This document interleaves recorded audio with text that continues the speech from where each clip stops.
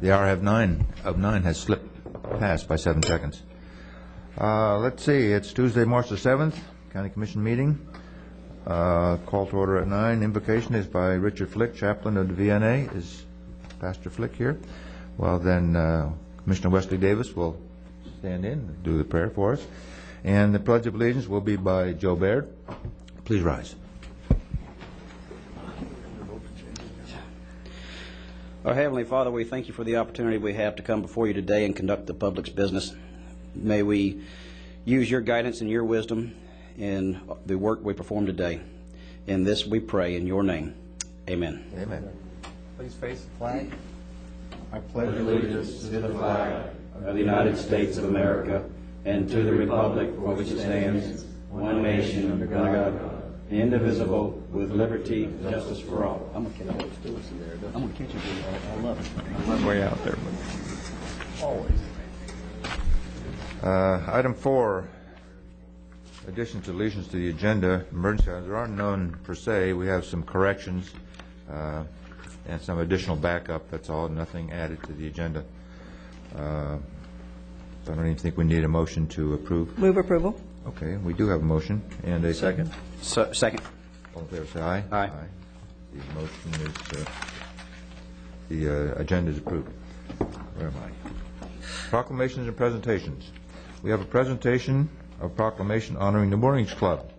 And we have Mr. Craig Jones, who's the general manager. Mr. Jones, would you like to take the podium, and I'll read you your proclamation. This is a proclamation honoring the Moorings Club.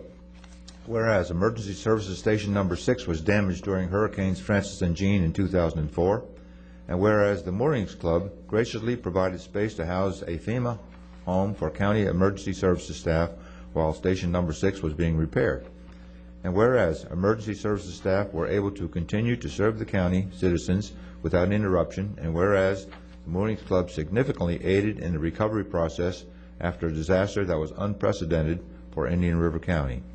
And whereas the selflessness shown by the Moorings Club to the citizens of Indian River County and the Emergency Services Department is a shining example of the wonderful county we live in and the people in it. Now therefore be it proclaimed by the Board of County Commissioners of Indian River County, Florida, that the Board wishes to express their deep appreciation for the services the Moorings Club provided to their fellow citizens of Indian River County in a time of need. Dated today, signed by all of the commissioners. Very nice. Would you like to make some comments? No, our outreach to the community, being a good neighbor, we heard of a need and we looked for either a house that they could use in the Moorings Club, but that didn't work, so we found space for the trailer and the crew, and more than happy to accommodate. We constantly outreach to St. Ed's and the students, trying to mentor the youth in sports and golf and sailing now, and the firehouse, Chief Prime's need, we felt was pretty important to the community of the Moorings Club. So You had some little bit of damage to your own facility there, I understand, did you not? yes, I'm new to Vero Beach, so after arriving here 3 months later, my first hurricane took the 4th floor of the clubhouse out, and 3 weeks later the second hurricane took the rest of the clubhouse out, and all 7 buildings were affected. But since then, through the cooperation of all the department heads and the Board of Governors, we have rebuilt the golf course, all 6 buildings, our tennis facility, our docking facility, and last our clubhouse. We have 1 floor up, a new state-of-the-art 42,000 square foot clubhouse, and we're looking forward to that, and will be another diamond in the jewel of Vero Beach. You certainly are, and we appreciate your help on that. Thank you very much. Very good.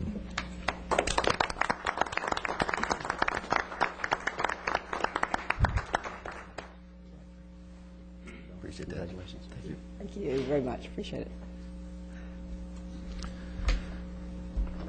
John, did you have something you want to add to that?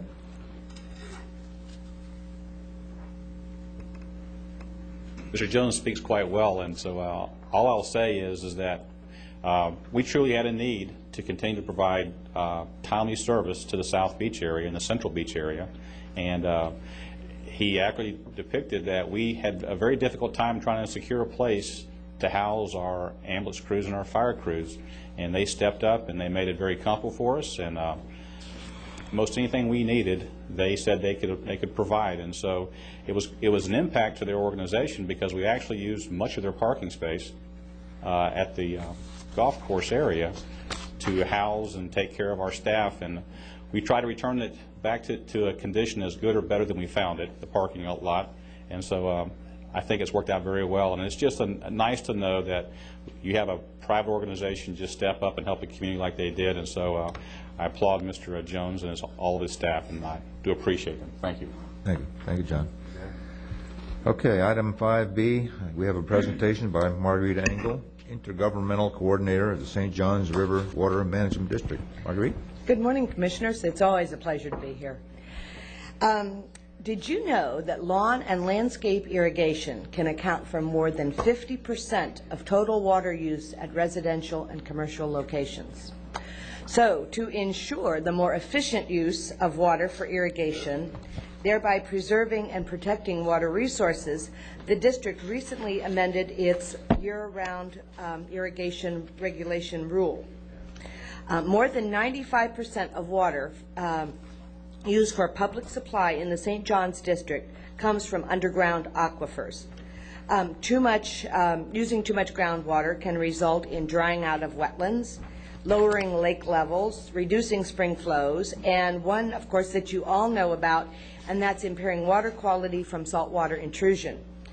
Irrigating efficiently is one way that we can all conserve water while still maintaining our lawns and landscapes.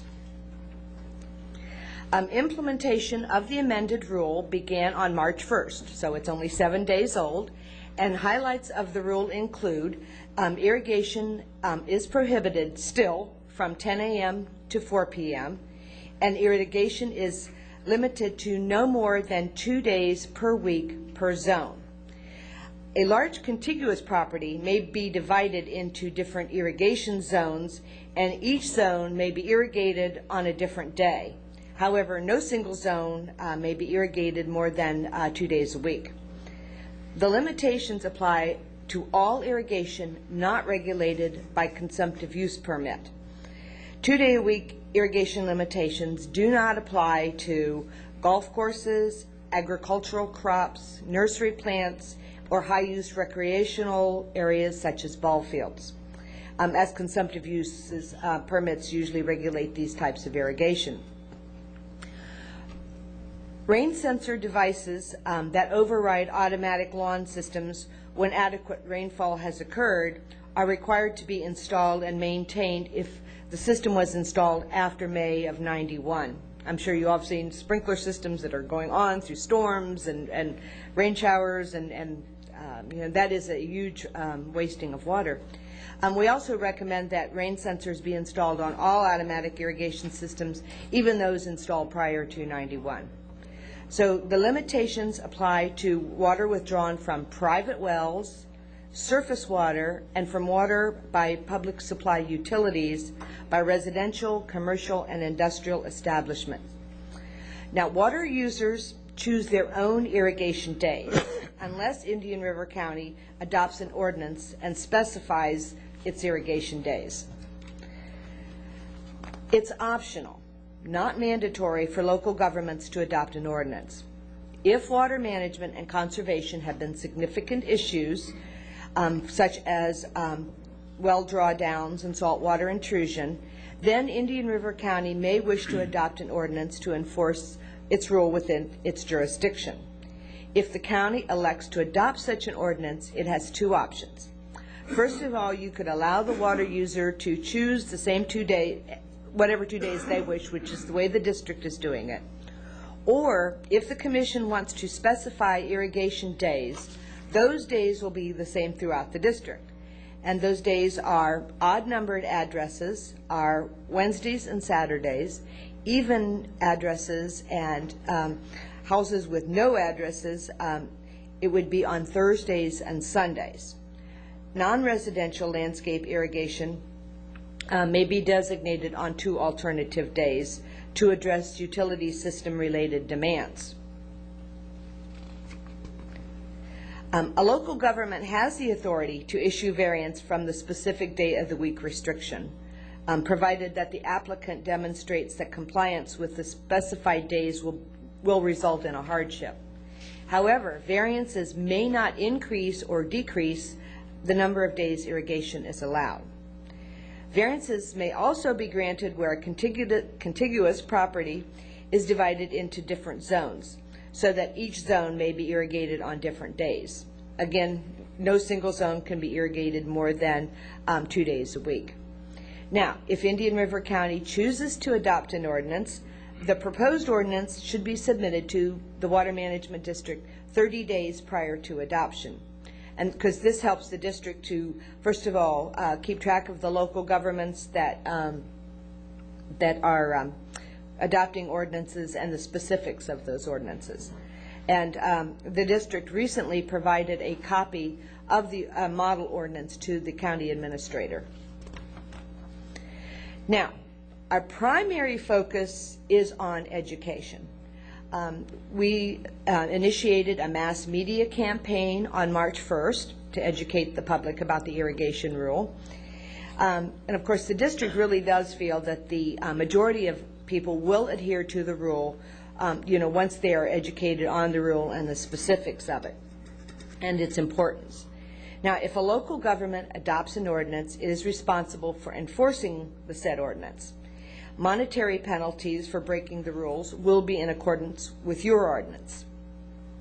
In areas where no local ordinance exists, the district will follow up on complaints. And a lack of compliance under the district will result in a warning and then in monetary penalties. For residential, the first penalty would be $50, second one $100. For commercial, first penalty would be $100, second violation is $200. Now, we have a lot of exceptions to this rule. First of all, irrigation using micro irrigation, which is the drip system, is allowed anytime.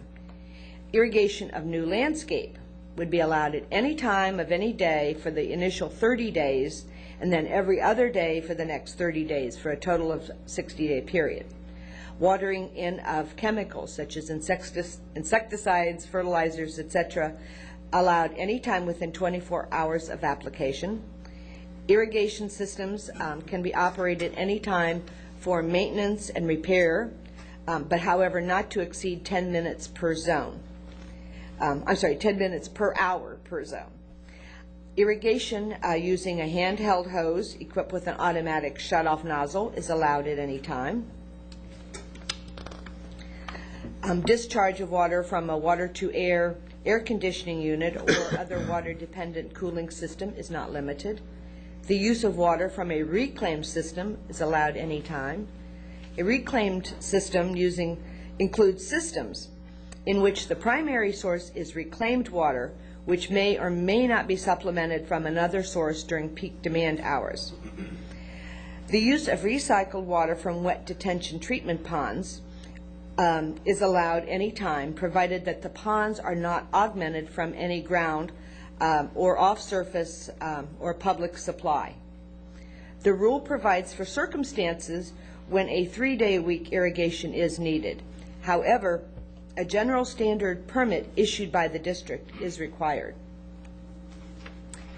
Now, to obtain the permit, applicants must demonstrate the need to irrigate 3 days a week, and there is a $50 permit fee, and the application is online on our website, sjrwmd.com.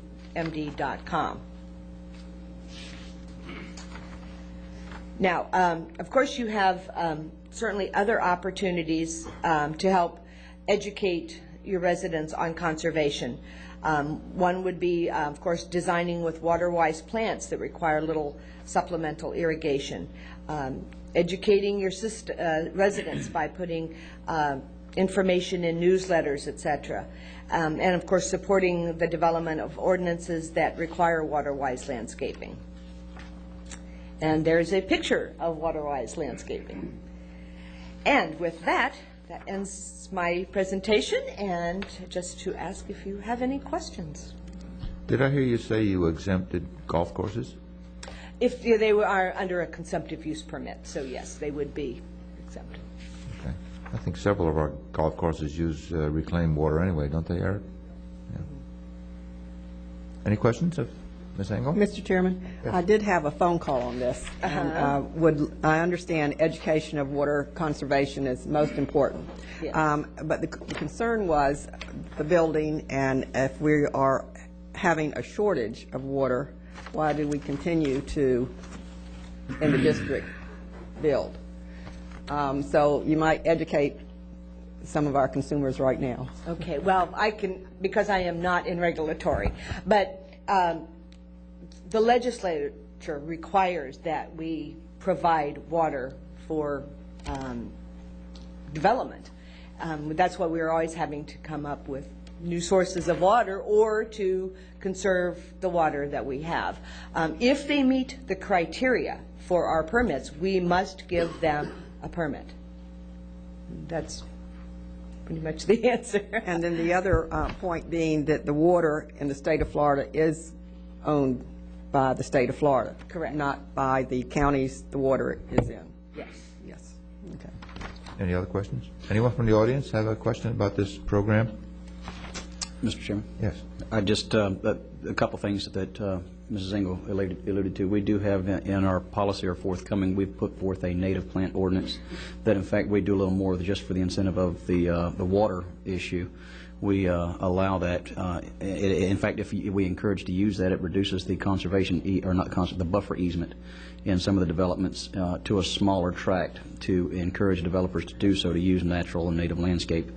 And then with that said, I also, just my personal opinion on this, as far as the county stepping forward and creating an ordinance to enforce, I would just assume let the St. John's handle the enforcement and their ordinance that they've created.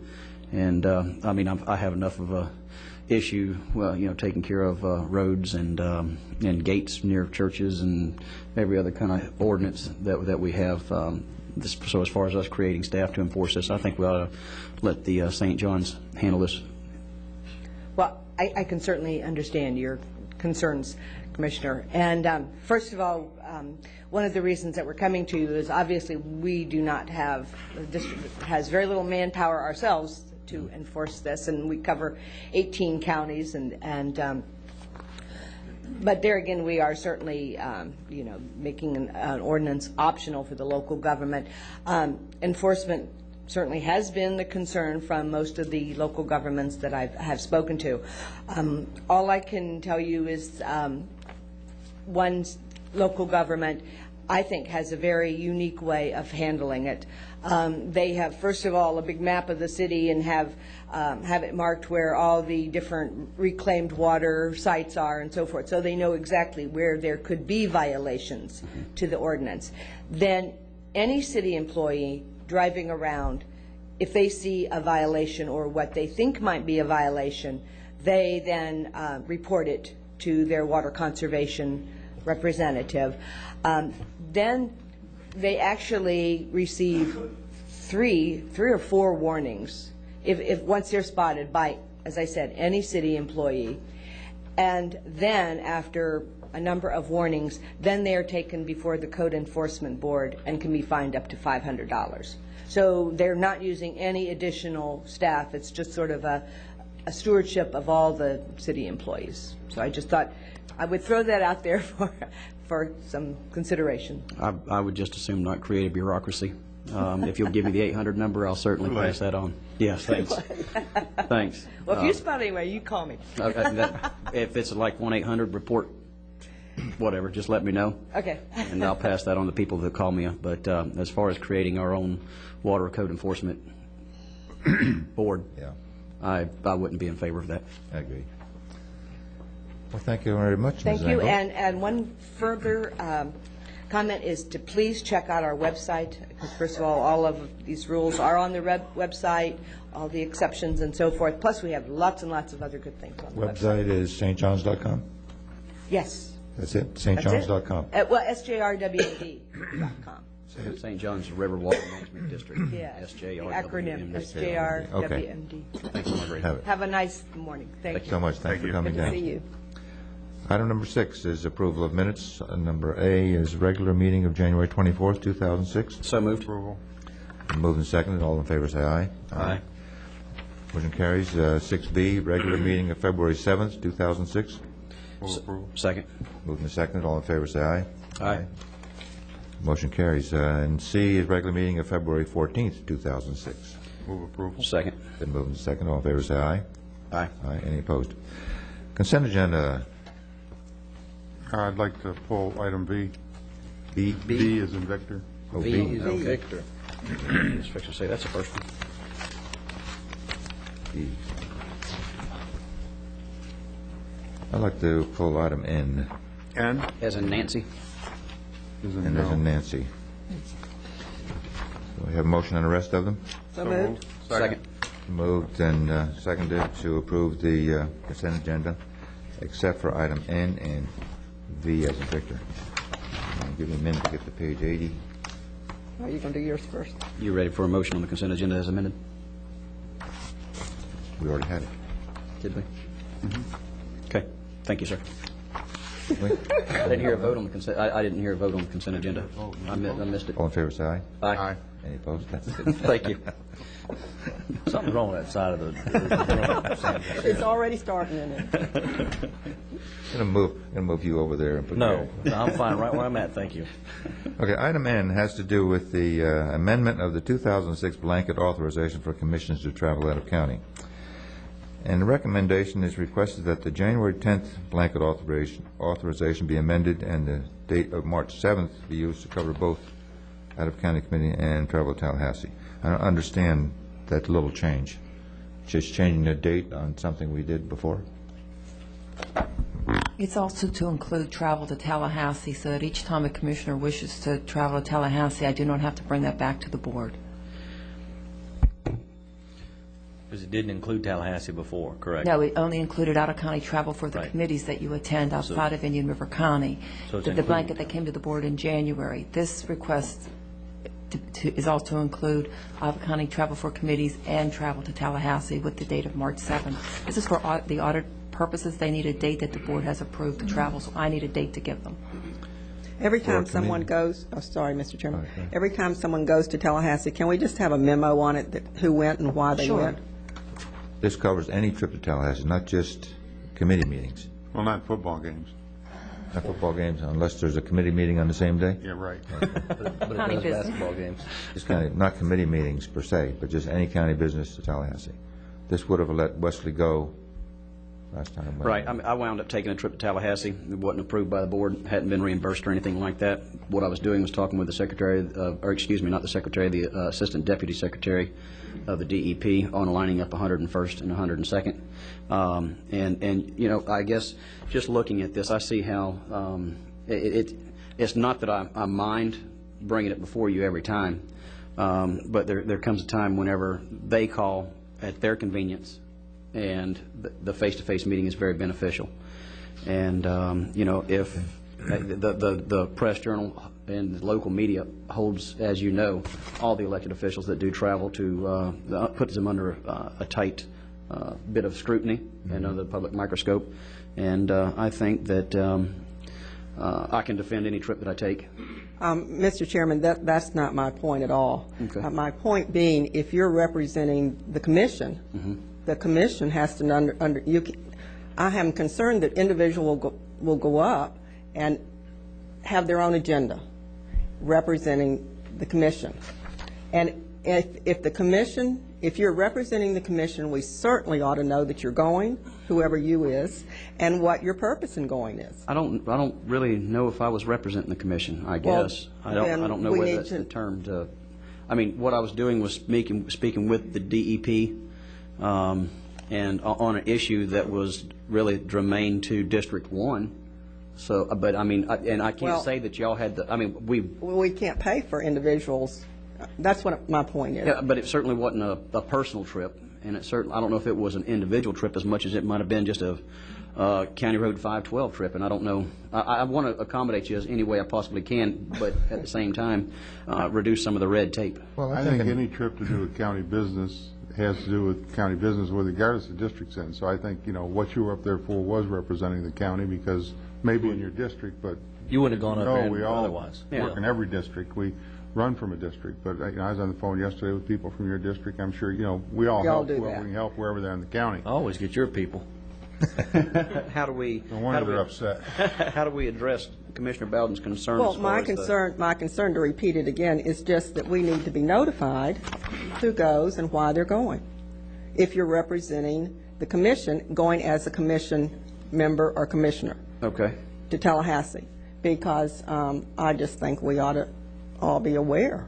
Well, I think that's a simple thing too. Yes. You simply, if you're going, I'm going on these dates, and this is what I'm going for, and so on and so Absolutely. forth. And it's just a Not matter a of big record. deal. The press has access to it, and this keeps everything up to date. And we also have some idea what's going on and what's being worked on. So I think that's an advantage to all of us. Do it more from a memo from Kim Yeah, to the yeah. commissioners, not necessarily something to be in the. Because I might have a different, or my district might have a different opinion on what you're doing, or whatever, and so we need to coordinate this. Okay, I'm just wondering, I guess really what I'm trying. Don't make it difficult, Mr. Okay. I'm just trying to see how I would be able to do that before a trip to Tallahassee. Maybe not lie, for example, this last one was not when we had a commission meeting. And so if there was an issue, it'd be a little bit too late, other than the fact that I did send you the memo. Yeah, well, Kim could circulate the memo. It's not difficult to you're leaving. reach any of us. She'd just like to be apprised of Yeah, what what's you're going doing. on. I Very well. understand that. Right, it's not a Okay. big deal. I was just making sure you didn't want it before a meeting. And you write A much slower regular when you Tuesday. talk, so. Okay. I need a motion on this. I can't make one. I'll move to approve, Mr. Chairman. I'll second it to approve item N. All in favor, say aye. Aye. Any opposed? Motion carries.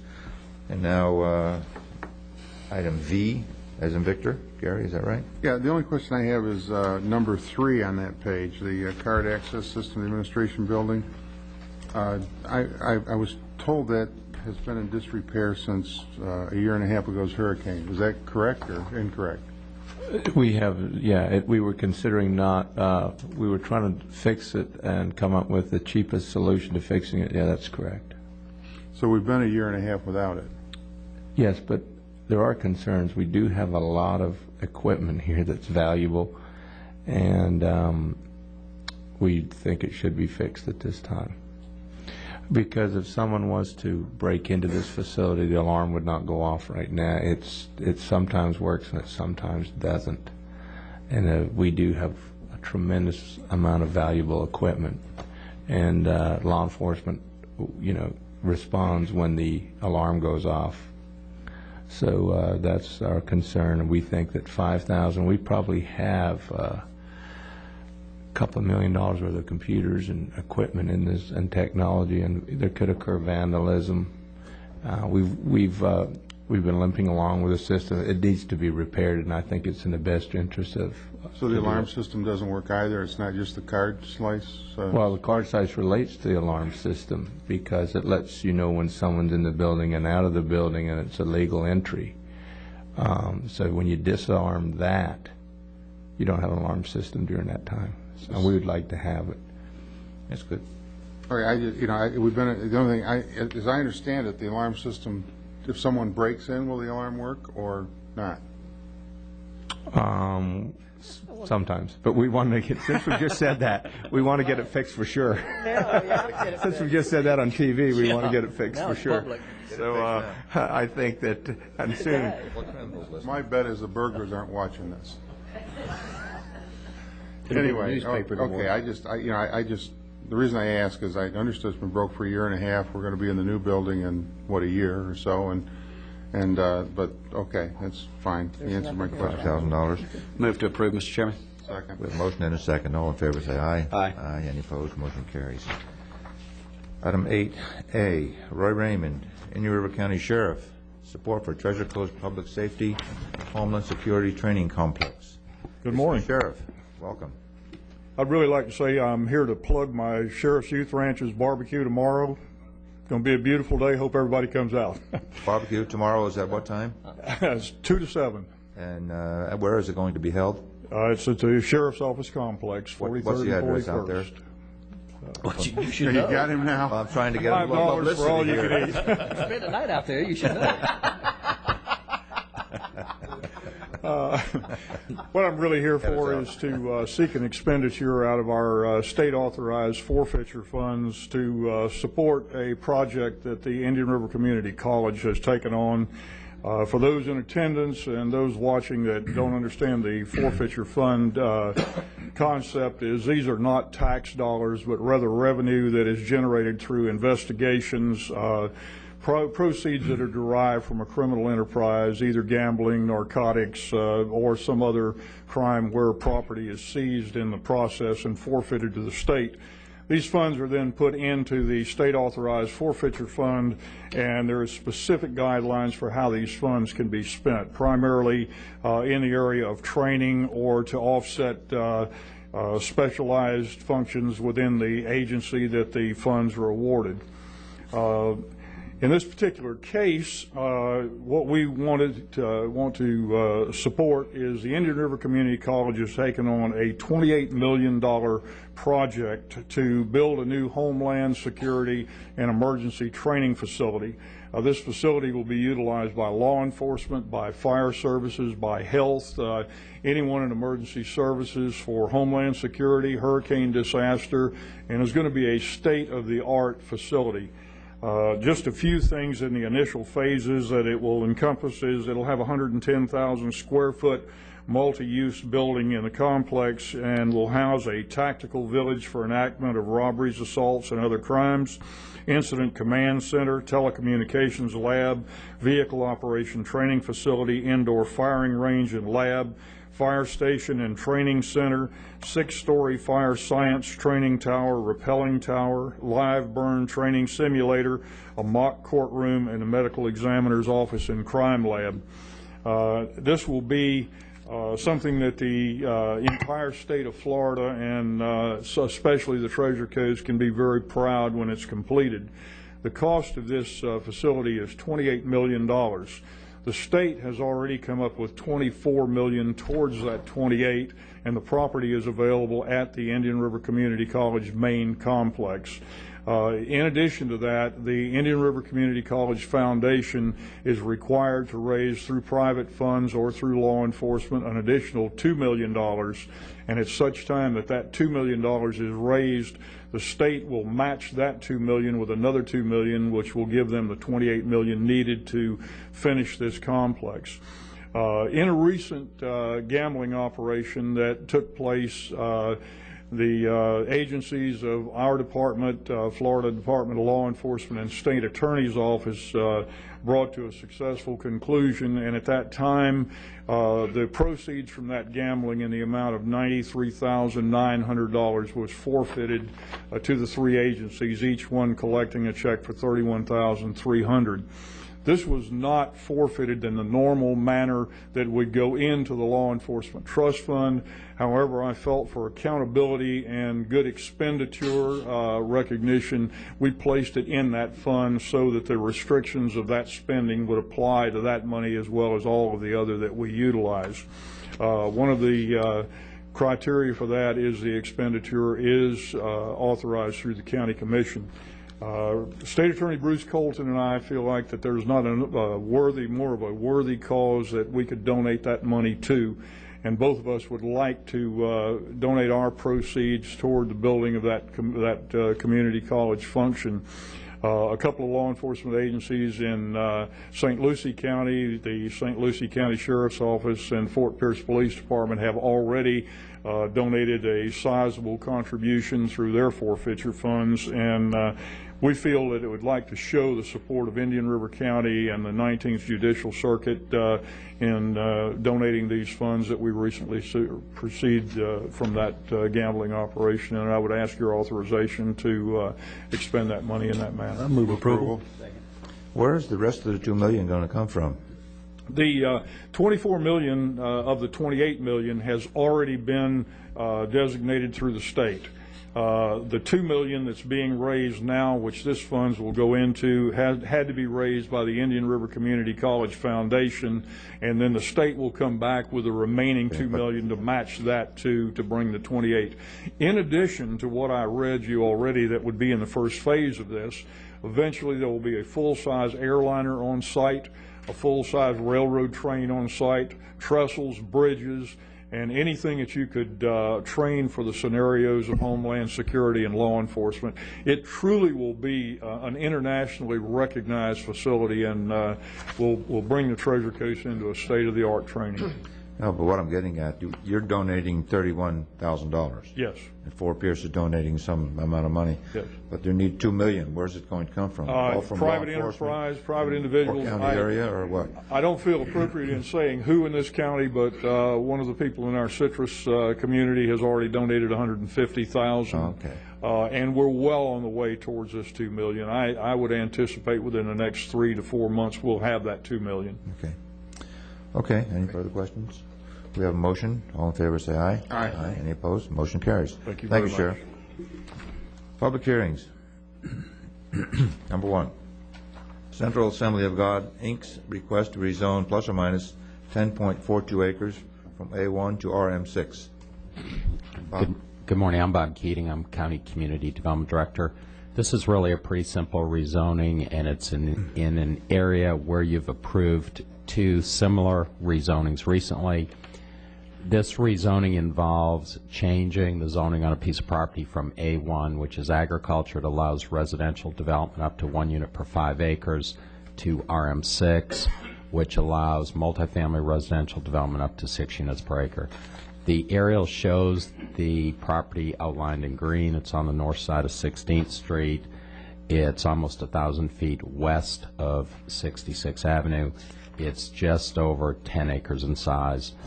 And the purpose of the rezoning is to change the zoning on the property so that it can accommodate development consistent with the land use designation applicable to the property. Planning and Zoning Commission did review this rezoning, and they recommended by a 5-2 vote that you approve the rezoning. You can see the subject property outlined in red here.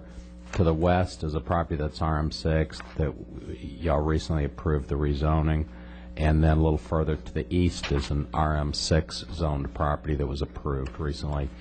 The applicant here is Central Assembly of God, and this is part of their overall holdings, and their church facility is just to the north. It's on the property to the north. That property is zoned A1. It's agricultural, a holdover from when it was used for agricultural purposes, and churches are allowed in the A1 zoning district. That's why it's zoned the way it is, and why the subject property is zoned the way it is. The properties to the east and west are undeveloped right now.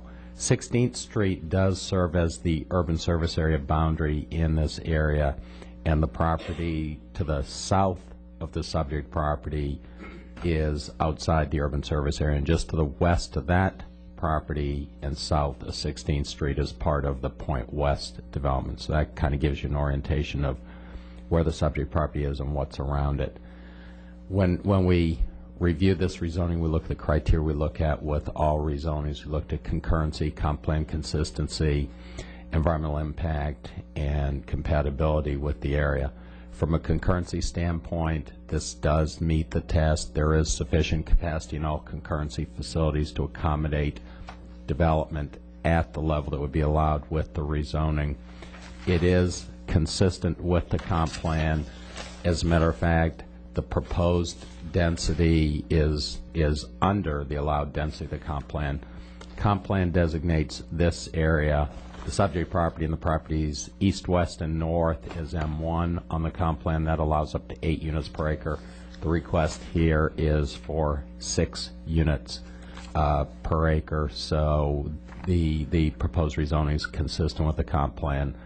It is an altered piece of property, so there won't be any significant environmental impacts. It's not environmentally important, environmentally significant wetlands or uplands, so the impacts won't be significant. The proposed rezoning is compatible with the general area, as I indicated, you recently rezoned the property to the west to RM6. We anticipate the property to the east coming in sometime and getting rezoned. The parcel to the north is really the parent parcel for this this subject request, and development here would be consistent with the church uses there.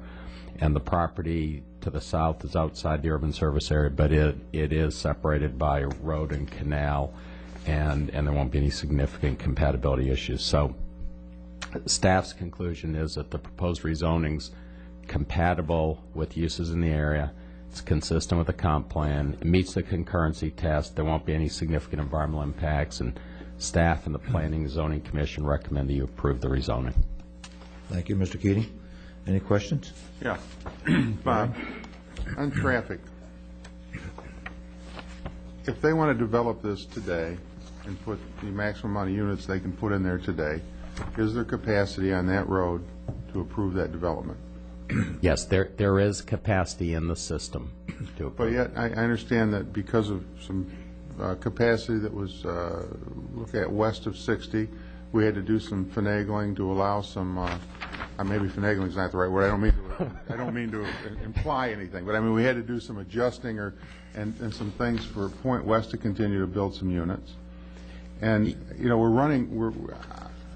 if this is rezoned and the capacity is not going to be there. In other words, if everybody come in right now for developments out there on the property that's been rezoned, particularly in this area and also the area around the outlet mall, we've done an awful lot of mixed use or multifamily type development. If they all came in tomorrow with building permits, what would happen to our traffic system, and could all of them be approved? You asked several questions there. I'll try to answer them. First of all, I don't think the technical term is finagling. I agree. What was done is on State Road 60 from 82nd to 95, there was an arterial analysis done. What an arterial analysis does, it looks at the specific characteristics of a link or segment and calculates the capacity based on those specific characteristics instead of using the generalized level of service manual that's kind of the default. Basically what happens is an arterial analysis gives you better capacity information based on the specific characteristics of the roadway. So that's why there was a change in the availability of trips in that area. Regarding your question, if all the properties that have recently been rezoned or got development approval, if they all came in for building permit today, would there be a problem? Probably. But the fact of the matter is there's the absorption rate generally keeps that from happening. If every property in the county with a comp plan designation all the property does have a comp plan designation, if all came in at right now, it could not be accommodated because the county's comprehensive plan anticipates that there'll be a build-out over time consistent with the absorption rates that we project. So I guess, at some point in time, the projects are going to be stopped if there's not capacity, and it's a matter of picking when that time is. If we do good capital improvements programming, we use the allowances that the state has given us, including proportional share, and as long as we have reasonable growth and absorption rates, there won't necessarily be problems. There could. Well, I can see on the other side of the coin too. I mean, we're kind of holding up somebody's property by not approving it for rezoning, for concern that we don't have the capacity now. But everybody else has rezoned their property. They got the same problem, so we're kind of taking them out of line prematurely before developments are occurring. I don't know if you're following what I'm saying. I think it's probably fair to go ahead and rezone. It's in the urban service area. It is in the same area that others have been rezoned. So it wouldn't really be fair not to rezone it and then deal with the traffic as the developments come online like we have been with the others. And but my biggest concern, I was reading the minutes also again on the, with the traffic situation, and it's almost like we're taking them out of the system before they get into the system, because the traffic may or may not be there someplace down the road. In other words, if they can get in the system and start building before the other people rezoned their property 3 years ago, they're going to have first shot at the capacity on the roads. Is that correct? Yeah, well, what the county has always done, until the pending ordinance was passed, what the county had always done was allow a builder or developer to identify and determine how much risk he wanted to take, at what point he wanted to pay his impact fees and get vested, which would conceivably allow one project to position itself so that it would be built where maybe another one wouldn't. Ideally, what we'd do is make sure there's always capacity for everyone. That doesn't always work out that way, and there may be delays in terms of some projects, but we try to do good capital improvements programming so the facilities are there when the growth occurs. Yeah, and I just want to point out, too, for the fact that this is ag property, but it's in the urban service area, and it's also designated for this use or a higher use. So, okay, thank you for that. Anyone else? I have one question. You mentioned that this property change will be consistent with church use. Does that mean that the church is going to develop that property into some... Actually, I'm not sure whether, it's my understanding that the church is actually selling this property, but, and what I meant to say was that this won't be inconsistent or incompatible with the church on an adjacent piece of property. They're getting the rezoning so as to sell the property. That's my understanding. Okay. Any further questions? Okay, this is a public hearing. I will open it up to anyone in the audience who would like to address this item. Rezoning out by Central Assembly. I think the person needs to be sworn. Would you swear yourself in, please? Sure. Hold up your hand. Do you swear, is this on? Do you swear or affirm to tell the truth, the whole truth, and nothing but the truth? I do. Joe DeBittle, Schulke, Biddle & Stoddard, engineer for this project. Basically, we're just trying to be consistent with what's in the area. We are going from 8 to 6. The adjacent Oaks of Vero, I was part of the team who did that project. That was RM8. We are doing 6. Everything else is 6. I think, wasn't the property in the northeast corner, Bob, wasn't that previously RM8? That wasn't rezoned. That, I think just the RM6 on the south side was rezoned. Is that correct? Or to the east of us? Along 66th and 16th? Yeah, it's all designated M1 in the comp plan. There can be 8 units per acre, yeah. But, you know, if you have any questions, I think it's really simple rezoning. Thank you. Any questions? Do you have a project going on pretty quickly? Possibly. They're negotiating. Actually, the client, I think they have the 10 acres to the west also, so adjacent to Oaks of Vero, or whatever the place is called. So it'd be a 20-acre site for multifamily. So. Oh, so you're putting a package together? Possibly, yeah. Okay, thank you. Anyone else from the audience? I'll close the public hearing. With your pleasure, gentlemen. Move to approve, Mr. Chairman. I can second it. Is there any discussion? In light of the fact that, I mean, this is below what is allowed in the comp plan, it's certainly, you know, the multifamily, a place to get started in the community, I think, is something that is necessary. It's inside the urban service area, and again, they won't be able to vest until they fill a building permit, until we have the opportunity to address some of these issues that Commissioner Wheeler had mentioned. So in light of that. Mr. Chairman? Yes. I would like to, when I read the backup material and then when you spoke just a minute ago, I did think that it was part of the church, and the church, not that that makes a difference, but it needs to be clarified in the backup material what we're really dealing with, because I thought it was an arm of the church and they were going to be church buildings or whatever. So it gave me a misunderstanding of what really was going on here, and I'd like to be up to speed. Mr. Chairman? Yeah. Yes. This is nothing more than the way we need to look at this is the church rezoning a piece of property. Yeah, I think, Yeah. I mean, that's, as far as what their intent is with it, I don't know if we can really even use that as testimony on our decision.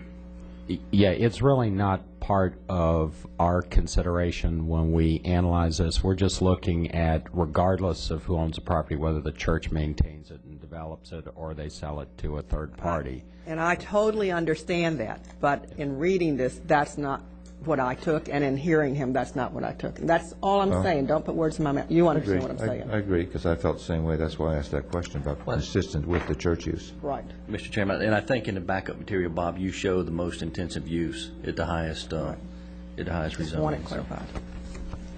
Okay, we have a motion and a second. All in favor, say aye. Aye. Aye. Any opposed? Motion carries 5-0. Pat, thank you for letting me know about the judicial. Item 9A2, under public hearings, paving and drainage improvements to 32nd Avenue Southwest from 15th Street Southwest to 13th Place Southwest, and including the intersecting streets 14th Street Southwest and 13th Place Southwest in Grosvenor Estates subdivision.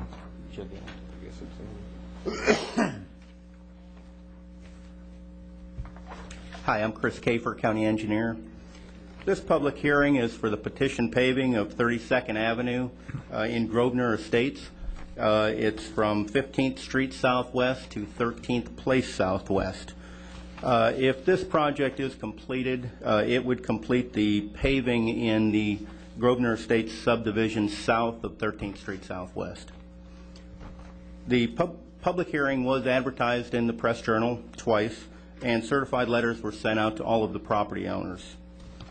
23 of 29 property owners signed a petition and were in favor of this project. That equates to about 79%. The estimated cost of the project is $180,766.75, where the property owners would pay 75% of that cost, and that equates to 44 cents per square foot of property. A public information meeting was held on February 15th here in the Board of County Commissioners chamber to discuss the project and answer any questions with the property owners.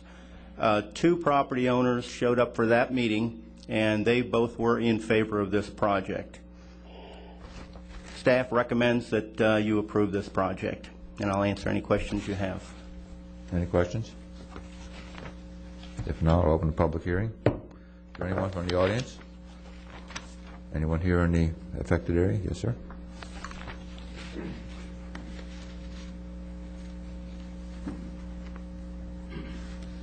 Good morning. I'm Robert Haas. I live in the area that's being paved. About 2.5 years ago, I actually started the petition to get the street paved, and had overwhelming support. Out of the 23, the 29, 5 that did not sign were out-of-state owners that I didn't even solicit because they didn't live in the area. Only 1 actual resident on the block did not want to sign the petition. Even after the people got the potential assessment of over $4,000 or $8,000 if they had 2 lots, I still had the same support. So we urge the commission to approve the paving project. Thank you. Thanks. Appreciate you coming. Anyone else? No one else wants to be heard? I'll close the public hearing. Staff recommendation. Second. Moved and seconded. All in favor signify by saying aye. Aye. Any opposed? Motion carries unanimously. Thank you all for coming. Item 3, public hearing to amend Indian River County Code, Chapter 955, moving of structures to impose a bonding requirement and to update references to technical codes. Commissioners, you may remember that last fall we deleted a performance bond requirement at the request of 3 brothers and a sister who moved a 1920 vintage house to the Florida Ridge, and there have been complaints from that neighborhood. Subsequent to those complaints, the board directed us to bring back the requirement for a performance bond. The performance bond is the same as what was previously deleted from the code. It requires them to post 125% of the cost to bring the building into compliance with current codes as certified either by their engineer or a contractor's price. And the only other change we've made is to update references to the drawings that have to be submitted pursuant to the Florida Building Code, which has been amended in the last year or so. Thank you, Will. Any questions, comments? This is a public hearing also. Anyone like to be heard on this item? No one? Move staff recommendation. Second. We have a motion and a second. Any discussion? All in favor say aye. Aye. Any opposed? Motion carried unanimously. Under public discussion items, request to speak from Joseph Paladin regarding the monthly payment on utility department's water consumption fee and impact fee on utilities. Mr. Paladin. Mr. Chairman, County Commissioners, Joseph Paladin. What this basically entails is that we have once you've vested your impact fees for utilities, no matter what point of that project you're in, you basically start receiving a monthly service bill on your water utility of around $26 a month. Some of these meters not only won't be installed for 2 or 3 years, but even if you called to have them installed, you couldn't get them installed because you wouldn't have the lot cleared, you wouldn't have the roads in, you wouldn't have the surveys, you wouldn't have a legal address, and yet the developer or whoever vests those impact fees is being billed monthly. And I submitted in your backup a couple of sample bills. What happens if you don't have your final plat recorded and you vest ahead of time? You take like WCI, for instance, vested 300 units. They would be billed in a block. So they'd be billed that $26 roughly, but times 300 or whatever it is, and only have the $1.29 billed once. But once you get further along and get your final plat done and you're vested, if you're the developer, like on a couple of our developments, you might receive like 80 or 90 or 100 of these a month for lots that you haven't sold to builders yet or lots that you haven't closed on yet, et cetera. It's a heck of a paper problem. It's a heck of a bookkeeping problem because if you want to keep track of your cost per lot, it's difficult to do over a period of 2, 3, 4 years even. So I think it'd only be fair to address this and maybe let me go ahead and sit down with the utilities department, which I've contacted Eric Olson and spoke to him a couple of times, and figure out when would be a most opportune time to go ahead and have these fees kick in. Like back when you install the water meter. I mean, when you install the water meter, you'd start getting a monthly fee regardless. But to have the monthly fee mailed out years before the water meter even can be installed, I think we're heading in an unfair direction. I think maybe 15, 20 years ago, when you didn't have this urgency for concurrency, and we didn't create this need for vesting ahead of time, this really didn't come into play that big of a deal. Because if you got your billing permit, you vested, within a few months, you carried that bill for a couple of months. It was no big deal. But I think now we have a different situation, and I think it's grossly unfair, and I think it's fairly complicated not only for the patron or the developer, but also for our own utilities department. Okay, Joe, do you have a response? Yes, we totally disagree with Mr. Paladin.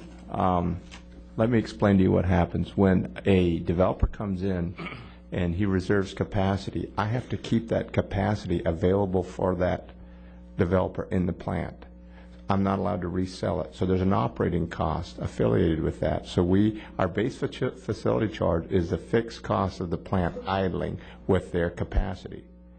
And so that is first of all, it's the cost for holding that capacity for the developer, the operating cost.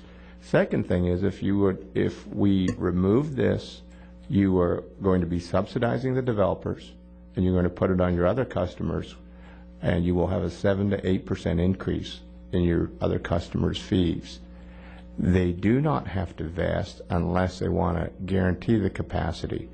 Our rate structure is set, well, that's why we have a rate structure the way it is. We have a billing charge, which we cost out the cost of reading a meter and giving a bill.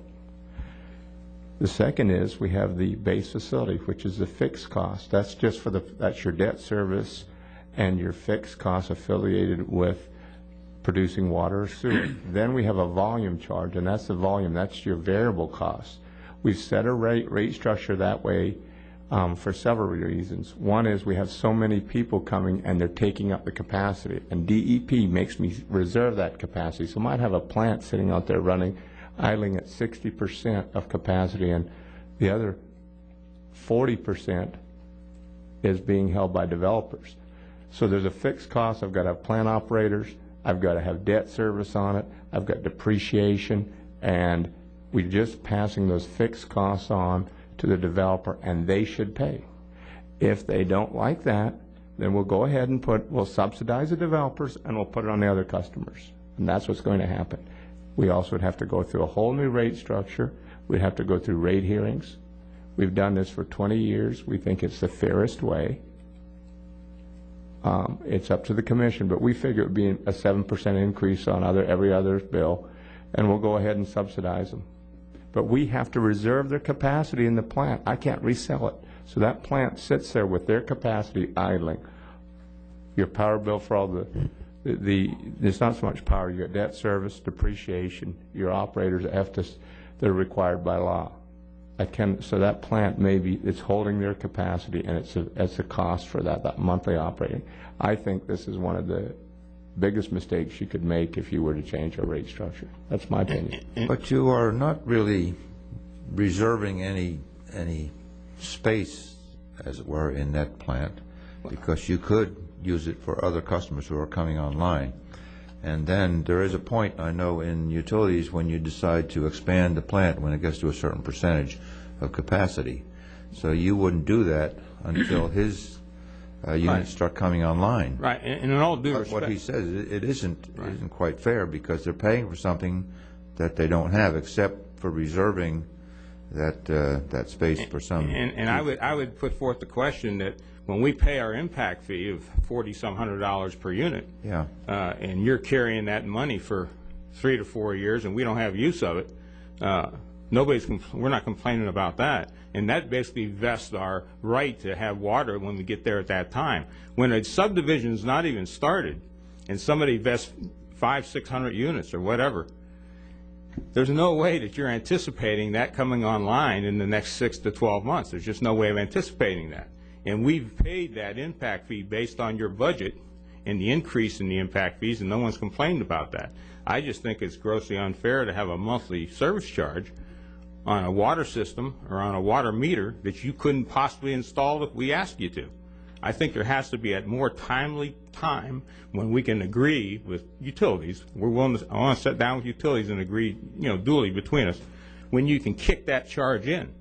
There's got to be a time that's more reasonable. There's got to be a time that makes more sense than 3 to 4 years before you set the meter. Well, I think it's easy for you to go ahead and sit down with utilities. I think you have to convince Joe and utilities. I don't know how utility feels, but go ahead and sit down and work something out and come back. But it has to get it's not a matter just Mr. sitting Baird first. First of all, impact fees are for the capital costs, and not for the fixed operating costs that are affiliated with holding their capacity. It's not a matter of just sitting down. I'll have to do a rate increase for all the other customers. It's not a matter of sitting down. If we want to subsidize holding a developer's costs, if that's the philosophy we want to do from this, that's what we're going to have to do. We've tiered our rates. Joe, he just wants to talk about it. I got a question, Mr. Chairman. Gary? Joe, explain to me, for instance, let's take Grill Beach Highlands. You can take any place, and we run water lines down the road in front of these houses that are existing, and they are charged per lineal foot, per square foot, or whatever, an assessment for that water to go in, which would be the impact fees that the developer would pay. I would assume they're the same, correct?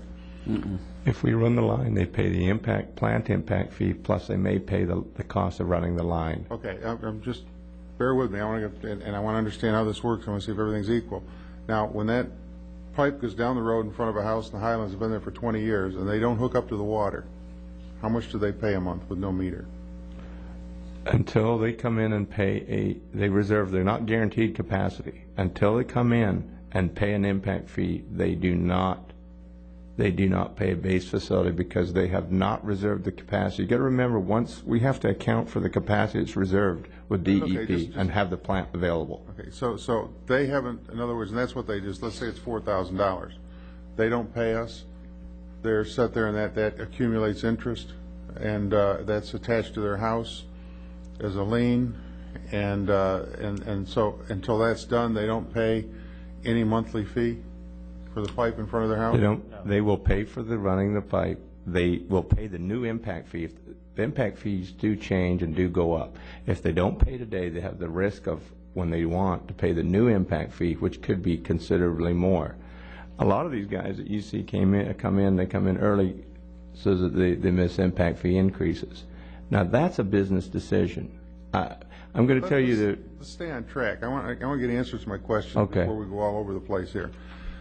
I want to understand clearly. We run a pipe down somebody's street, and we'll say the Highlands. What is their cost at that point? Give me a, I know it varies, lot size, frontage, et cetera, but there is a cost. Your initial cost is what? That's well, the initially, if they ask for the line, they will pay, well, there'll be an assessment for running that line. Okay. And if, right now, if they're on a well, we do not force them on our system until their well goes bad, and then they'll be required to get on the system and pay the current impact fee. But the answer to his question was zero. Is that right? So they will The pay impact fee is zero. at that point. There's a Zero-based facility because they haven't reserved capacity. Okay, But there is an assessment. trying to make an apples and apples comparison between the general person that's lived in the house for 20 years, we put water in, and a developer, so I understand a sense of fairness here. I just want to get to that point. So the cost is running the pipes. The developer runs the pipes in his subdivision, so we're equal so far. Yes. Okay, then the pipe goes in, and the guy in the 20-year-old house that's got the pipe in front of his house hasn't hooked up to it, hasn't put a meter in, hasn't reserved capacity. What does he pay a month? Zero. But Okay. he does not have capacity. That like he a does developer. not have capacity, so, and if 5 years from now, everybody in that neighborhood is hooked up except him, and he comes in, and you can say there's no capacity and we won't give him a meter. Correct.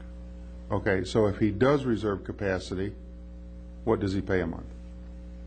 He will pay the base facility just like a developer. $26 a month whether he hooks up or not. That's correct. So this is across the board. So if you change this for the developer, you're changing it across the board for everybody that's not hooked up in the county but has opportunity to hook up. Okay. That has reserved capacity. Exactly. And you'll have to revamp your rate structure to make up for the roughly $2 million loss in revenue. Okay, thank you. Roughly a couple quick points, Mr. Chairman and Commissioners.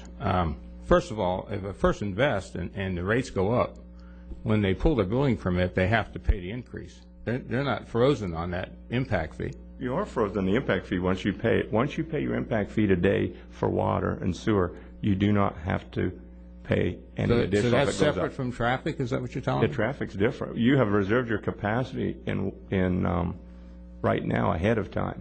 So you have paid your impact fee, and your impact fee will not change.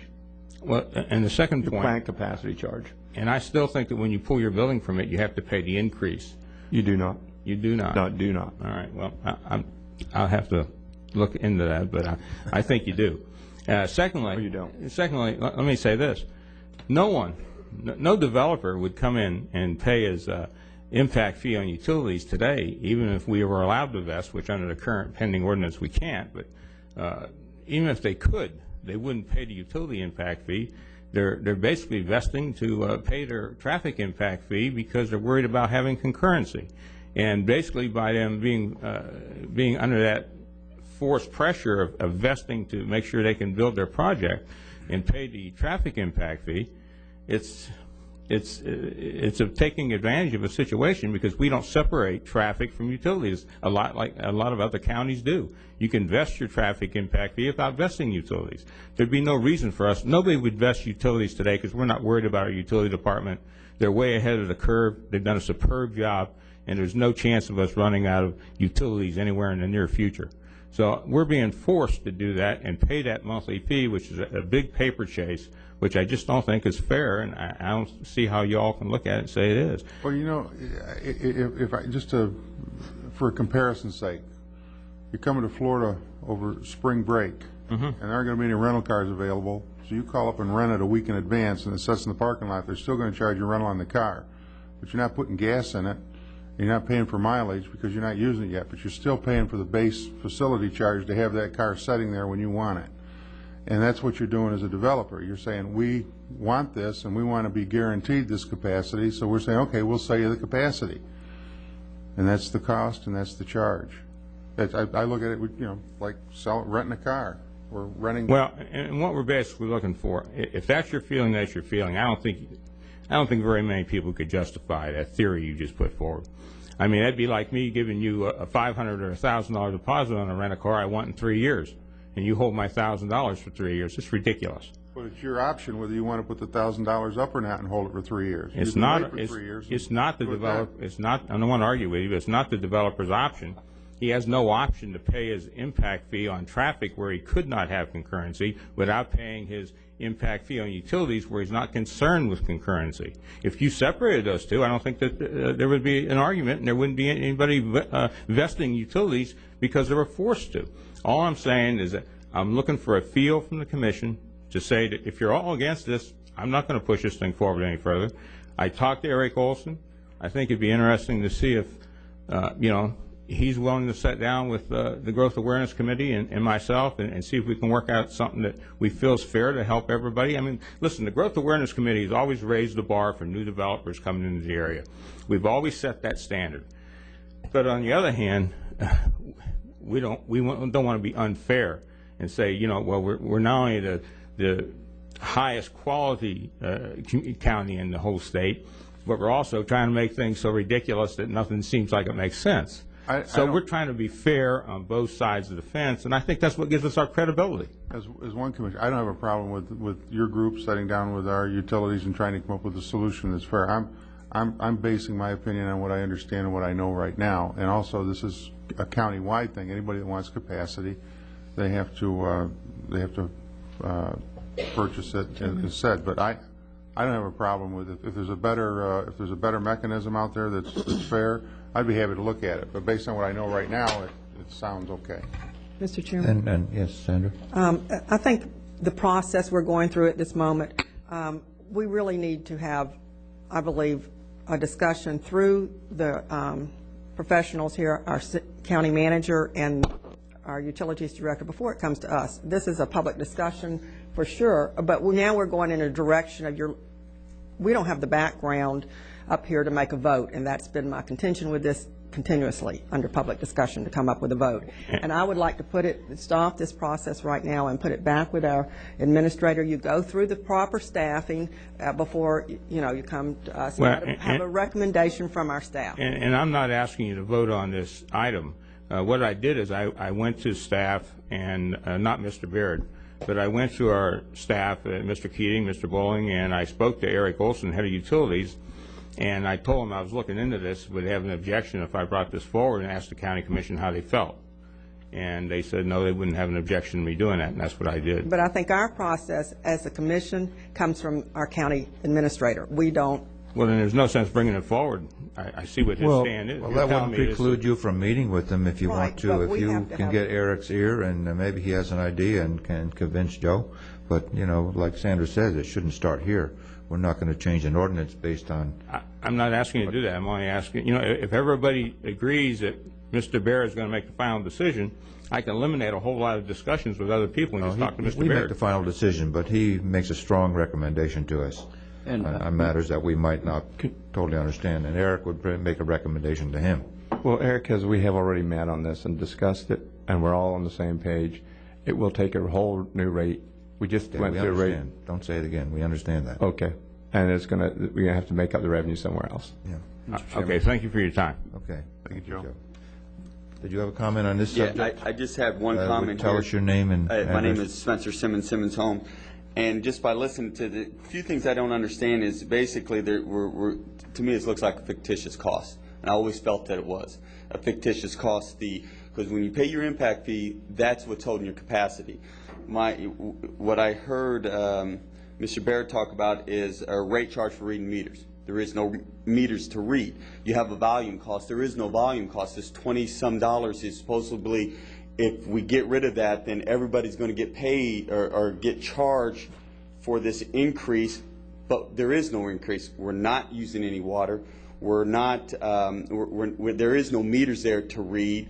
There's nothing there, but somehow if we take away this $26, $2 million that they're saying that they generate, that it's going to get passed on to everybody else, and I don't understand what's going to be passed on. What cost is going to be passed on?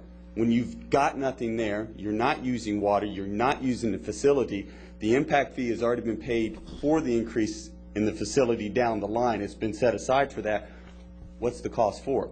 Well, I think Joe explained that. Well, that's what I'm saying, but he's saying it's a rate charge for reading meters. No Well, meters. it's for billing, the computer services. But if you don't bill, then you don't have a cost for billing, and that's what we're saying. Get rid of the billing, but then you don't have a cost for billing. You're not reading meters, so there's no cost for there. There is no volume cost because you're not using any water. You're not getting charged a volume. There's a volume charge. You're not getting charged that. You're getting charged the base facility charge for the fixed cost of the plant idling, holding your capacity. The plant's not idling. The plant, we don't have plants sitting there just idling, not pumping water. We're using every plant out there to pump water. They're not. We didn't build a plant over here off to the side for development that's going in. We have. If there is one, I like to see it. And that's what you're saying, that the plant's sitting there idling. What plant's idling? Every plant is being used, pumping water, sending water out. What's the idling of a plant? We're not saying, okay, well, we're gonna this pump over here is set aside for a subdivision that's going online 2 years from now. So plant's gonna sit here. We're gonna stop it from working so we can use it down the line. That's not what we're doing. To me, it's just a fictitious cost that you guys are using to generate revenues, and that's kind of like taxation without representation type of deal is the way I look at it, because you're taking money that you really don't need. And you're saying it because you need it to bill. Stop billing it, and you don't need the money. That's all I got to say. Thank you, Mr. Simmons. Moving right along. There are no public notice items, which is 9C. Item 10, County Administrator's Matters, publication of a commission agenda.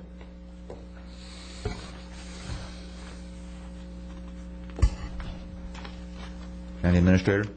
Yes, you asked us to look into the publishing the agenda in the newspaper, and we just have the information in front of you, and it's roughly what you thought it would be as far as the cost, and if you want us to move forward, we'll move forward and have it in the next couple of weeks in the newspaper.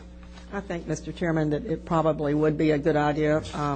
I've rethought this as you do sometimes your vote, and I think I've had some input, and I would not oppose this. I think this would be a good thing, so I'll make the motion. We pay $28,000. Is that 34? Well, it's up to 40,000 again. Up to 40?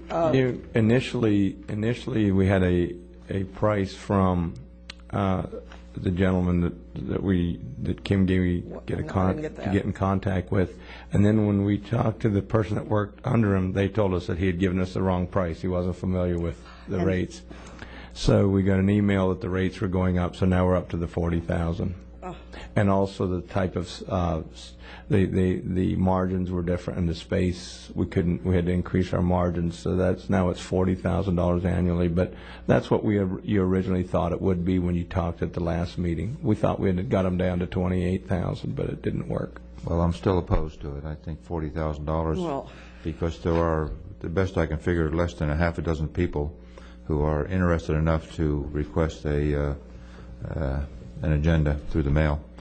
So I see this $40,000 as a lot of sidewalks we could build in Gifford, for one thing. $10 a foot, that'd be 4,000 feet of sidewalk rather.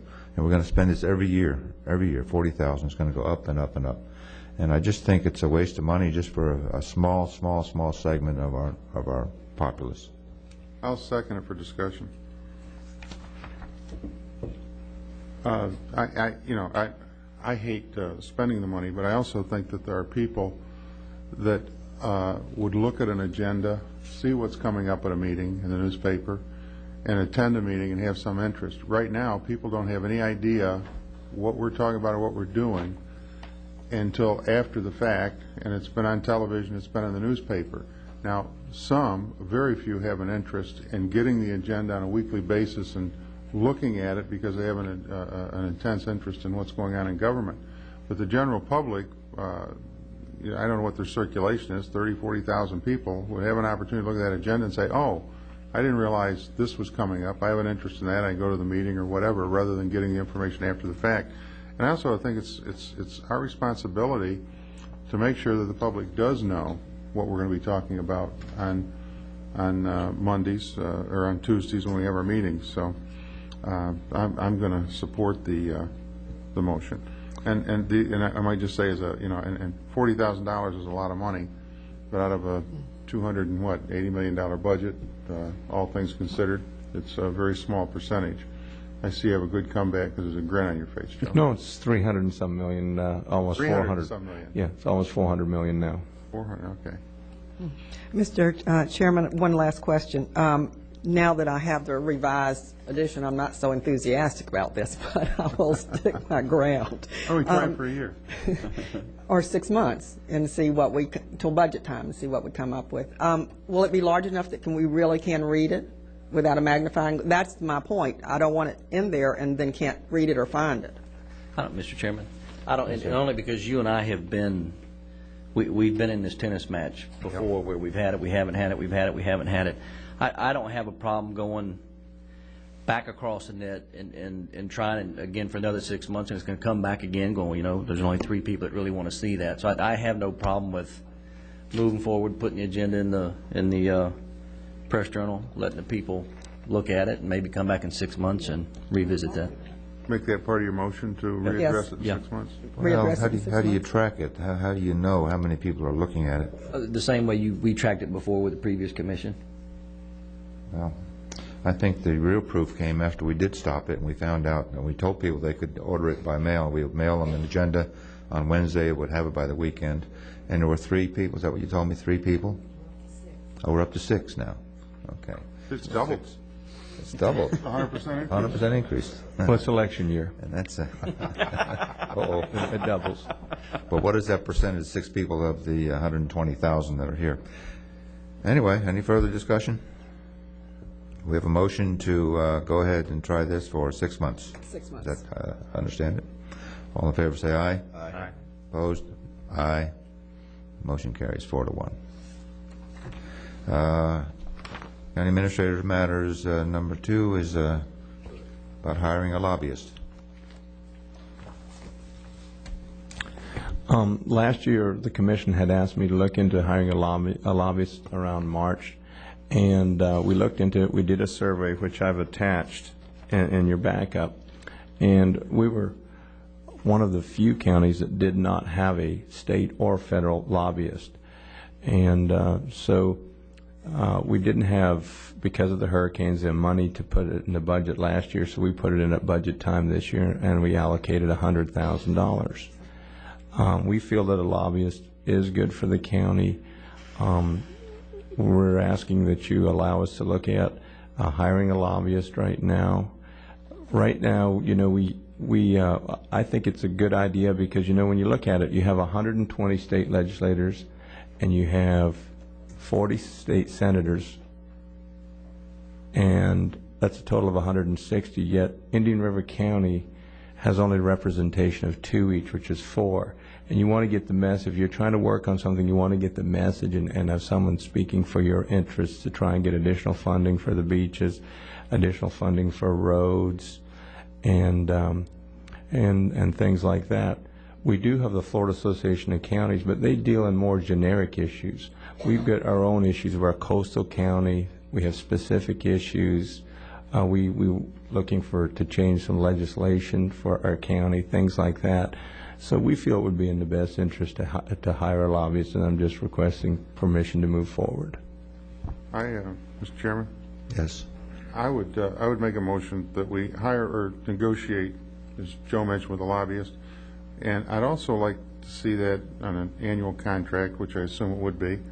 And I'd also like to see, prior to the end of that contract, a list of accomplishments and what we have improved on or what we've gained from the money spent for a lobbyist on an annual basis, so we know whether we're getting value received for money spent. Second. For discussion, Mr. Chairman? Yeah, on discussion. Yes, you know, it is important for us to have the opportunity to work the legislature, but I think just in the past month, I've had the opportunity to work a branch of government that's very difficult to work, and that would be the departments, from transportation, environmental protection, right on down the line. And this is something that truly can still help.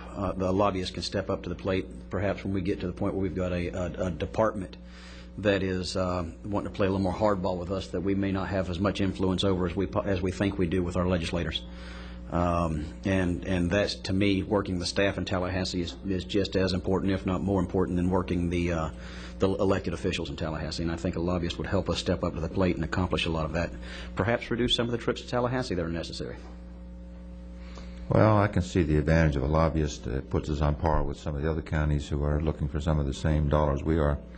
But how about hiring him for individual issues, single issues?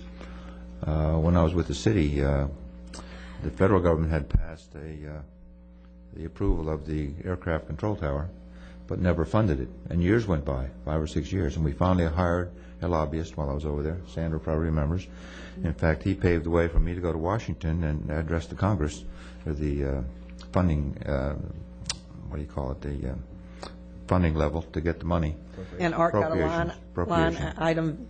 Yeah, and it was interesting, and we got the money, some $6 million, I think it was, something like that. So anyway, I know it works for single issues, but as far as just joining the fray for a multitude of issues, what would we assign him to do initially, Joe? Do you have any ideas? You mentioned beach and roads. Yes, you know, he could help us with the problem we're having on the state roads like US 1 and Route 60. He could help us with the beach project. We're trying to get additional money for our parks, too, for the multi-purpose building, some of our new boat ramps, and the jail issues that we feel that the state should step up and assist in. Also, you know, there's lobbying when you talk about juvenile justice and we're a little unique in the way we operate. We think of those issues, they could be very helpful. And also, the other thing is they can tell us about things that are coming down that we're not aware of that could affect a coastal county. Funds are going to be moved out so as we can become active and be a little more proactive than we are now. A few issues have passed that Florida Association of Counties didn't pick up on, and until it's too late. And I think having that kind of dialogue with the lobbyists and getting the information early can help. I understand we could have got more money for parks last year if we'd had lobbyists and other issues like that, and I think it'll be helpful. Also getting money on our land acquisition, the match. They said it can be very helpful in that area. Mr. Chairman. Okay, yes, Tom? I do want to piggyback on what Joe had mentioned, and not only looking at how, like Commissioner Wheeler said, looking how well this lobbyist would do on a state level, but maybe even next year taking it to a federal level, because I know we're losing so many federal dollars up there, because I don't believe we're getting represented the way we should at the federal level. With except I don't go to Washington D.C. that much, and I haven't heard or gotten a memo of any of the other commissioners doing that, with the exception of the National Association of Counties. So I do like to see this program take place, maybe even on a bigger level. And a good example of that, Joe, how's our FEMA reimbursement right now? Are we 100%? I don't think anyone's 100%. We've done very well with the FEMA reimbursement. That's gone well.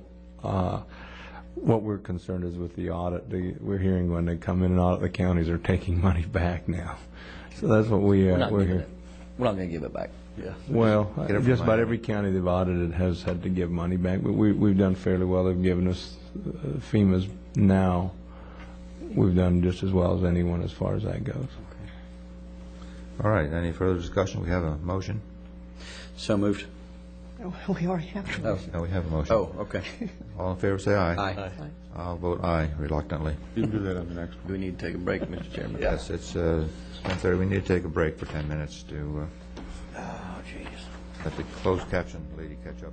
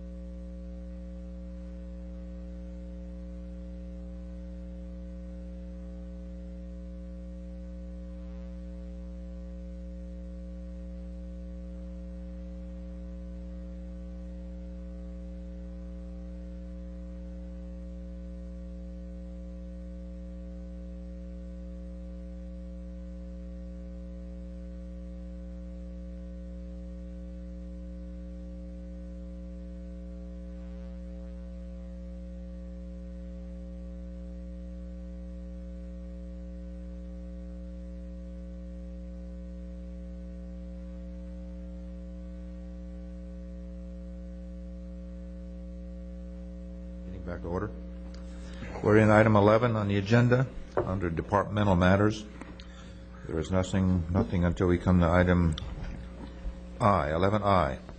Public Works, right-of-way acquisition, 13th Street Southwest between 43rd Avenue and 58th Avenue, Hannah Holland parcel. I'll move staff recommendation.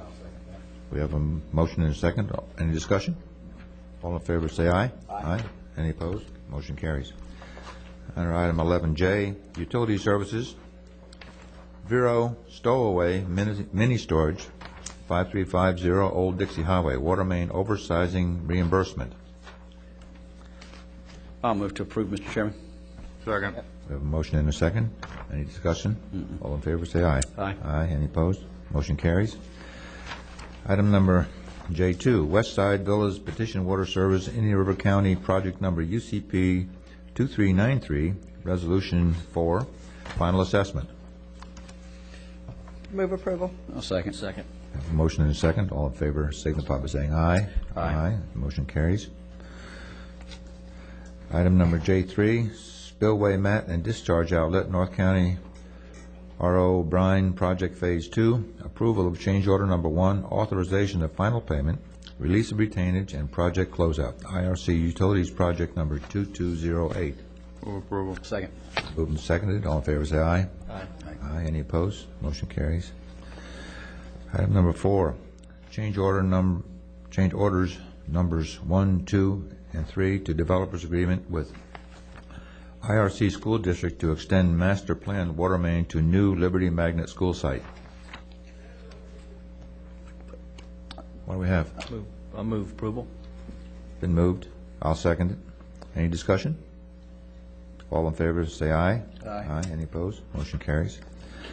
Item 5, Lakewood Terrace Subdivision Water Service, west side of 27th Avenue, north of the St. Lucie County line, Indian River County project number UCP 2317. Preliminary Assessment Resolution 2, revised public hearing date. Move to approve, Mr. Chairman. Second. Been moved and seconded. Any discussion? All in favor say aye. Aye. Any opposed? Motion carries. County Attorney's Matters.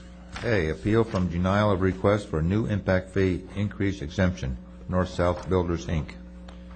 Mr. Chairman, just to lead into this matter, when the county increased its impact fees last spring, there was a delay in implementation until July 1st.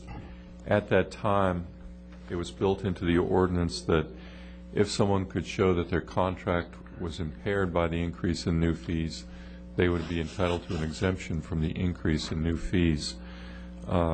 The ability to submit that application for exemption, I believe, was for a one-year period.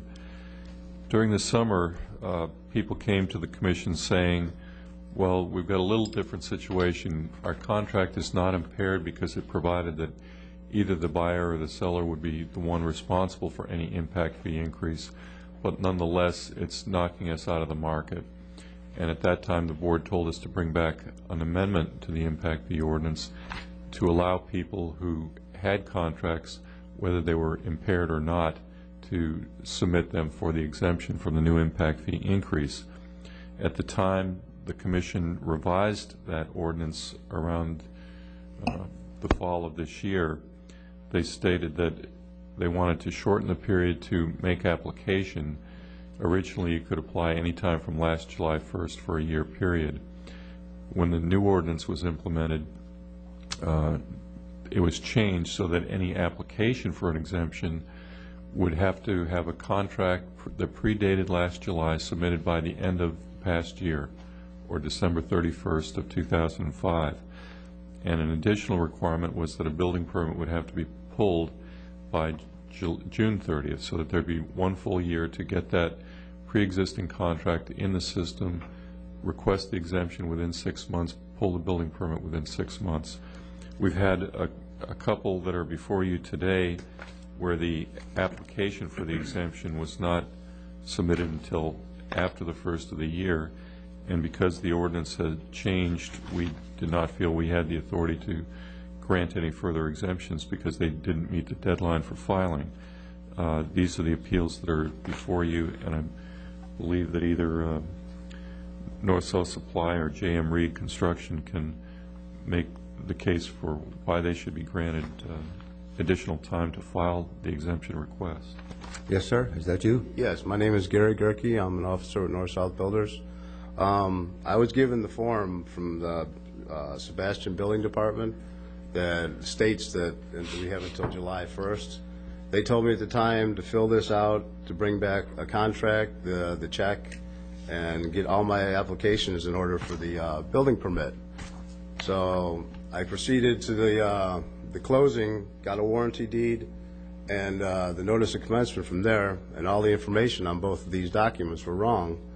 It all started out when the appraiser went to the county's appraiser's office, and they were showing that this lot already had a building on it. So then at the time, we had 2 lots that were encumbered by banks, and to get 2 banks to release money or lots is almost impossible. So it took 4 months to do that. In the meantime, I proceeded with my trust drawings, my engineering, everything to go through the building application. When I finally got the warranty deed in late December, I got the health department and then the city of Sebastian's right away and everything else. When I got everything together in February, I submitted it, and they said the county attorney had to sign this document. So I brought it here, and they said at the time that this was voted on, that you stopped this process December 31st. And I said, well, I was told I had until July 1st. So, you know, on my appeal, it shows there was clerical errors made by the county and others, and I don't think that Mrs. Riedinger or myself should have to pay the fee for errors that were made by others. I would have had this contract and permit submitted by, say, September of last year if it wasn't for the errors. The error was that somebody showed a house on that lot that really wasn't there? Yeah, the county appraiser. I have the documentation here saying that there was, they even have a picture of a house on a vacant lot and showing it as being on the lot where I was going to build the house for Mrs. Riedinger. And they finally cleared that somehow, so you could... I finally got last week, after I went to the title company, and they found this, tried to get everything back in order. I went to see Allison Tripp at the appraiser's office, and just last week they sent someone out to measure everything, document everything, and now everything in their office is in proper order. Okay, anybody have questions? Wesley? No, sir. No? Well? You need a motion? Somebody want to make a motion? Yeah, I move to grant the appeal from denial. I'll second that. It seems like a very arduous process you went through. Well, it was trying to, like I said, trying to get 2 banks to release encumbrance on pieces of property. It's not like they can just go and switch properties. You know, it was a long process. Okay, we have a motion and a second to approve this man's request. All in favor, say aye. Aye. Aye. Any opposed? Motion carries. Thank you. Thank you. I appreciate it. Thanks for coming in. The second matter is a similar appeal of a denial by our Office of the Exemption from the Impact Fee Increase for J.M. Reed Construction. Again, the application was set after the December 31st deadline.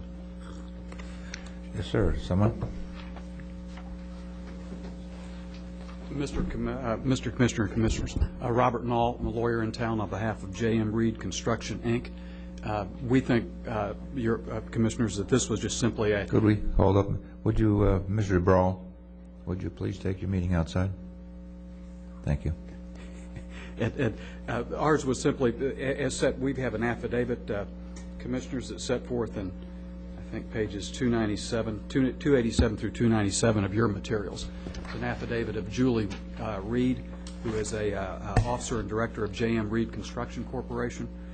That essentially sets forth her delivery on June 27 or June 28, 2005, of all the applicable materials, including the June 22, 2005 signed construction contract affidavits for impact fee increase exemption. And those affidavit, that front and back affidavit, was signed by Enrique Ramirez, and Mr. Ramirez and Kelly Aarons were on the construction contract, and then Julian Reed, who is an officer and director, and Mr. and Mrs. Reed are over there in case the commissioners want to question them about anything. Essentially what they did was they delivered everything on June 27 or June 28, 2005, the original affidavits, is the affidavit notes to a female employee stationed at the front desk in the P&Z department. Included with that delivery, with construction affidavit, a copy of the executed construction contract, which was dated June 22, 2005, a copy of the $1,000 earnest money deposit, which is Exhibit C to the affidavit. That was from Kelly Aarons. And then that was delivered at that particular time. Essentially, we never had any indication, or our people never had any indication that they needed to request a receipt for that. They didn't ask for it. Ms. Reed, when she spoke with the planning and zoning employee, said, do you need anything else? And at that particular time, she said, well, give me your phone numbers. And so the affidavit says forth that the work phone number and a cell phone number was given to the P&Z employee, and that was written on the face of the construction affidavit at that point. The Reeds thinking, Reed Construction thinking everything is okay. They don't receive any communication whatsoever, although I don't suppose they were entitled to receive it in any event. But on or about February 9, 2006, Mr. and Mrs. Reed go back in, essentially with, to the P&Z department, where they were told in paragraph 7 of the affidavit that the P&Z had no record of the original affidavit or any of the other materials that were submitted. P&Z sent them to the county attorney's office. They went and they spoke with Bill DeBrawl, and of course the county attorney's office didn't have it. We don't really know. We just simply think it's a case of the lost or misplaced materials, and we have submitted this affidavit, to basically on this appeal to be able to get that impact fee increase exemption. Mr. Chairman. Yes.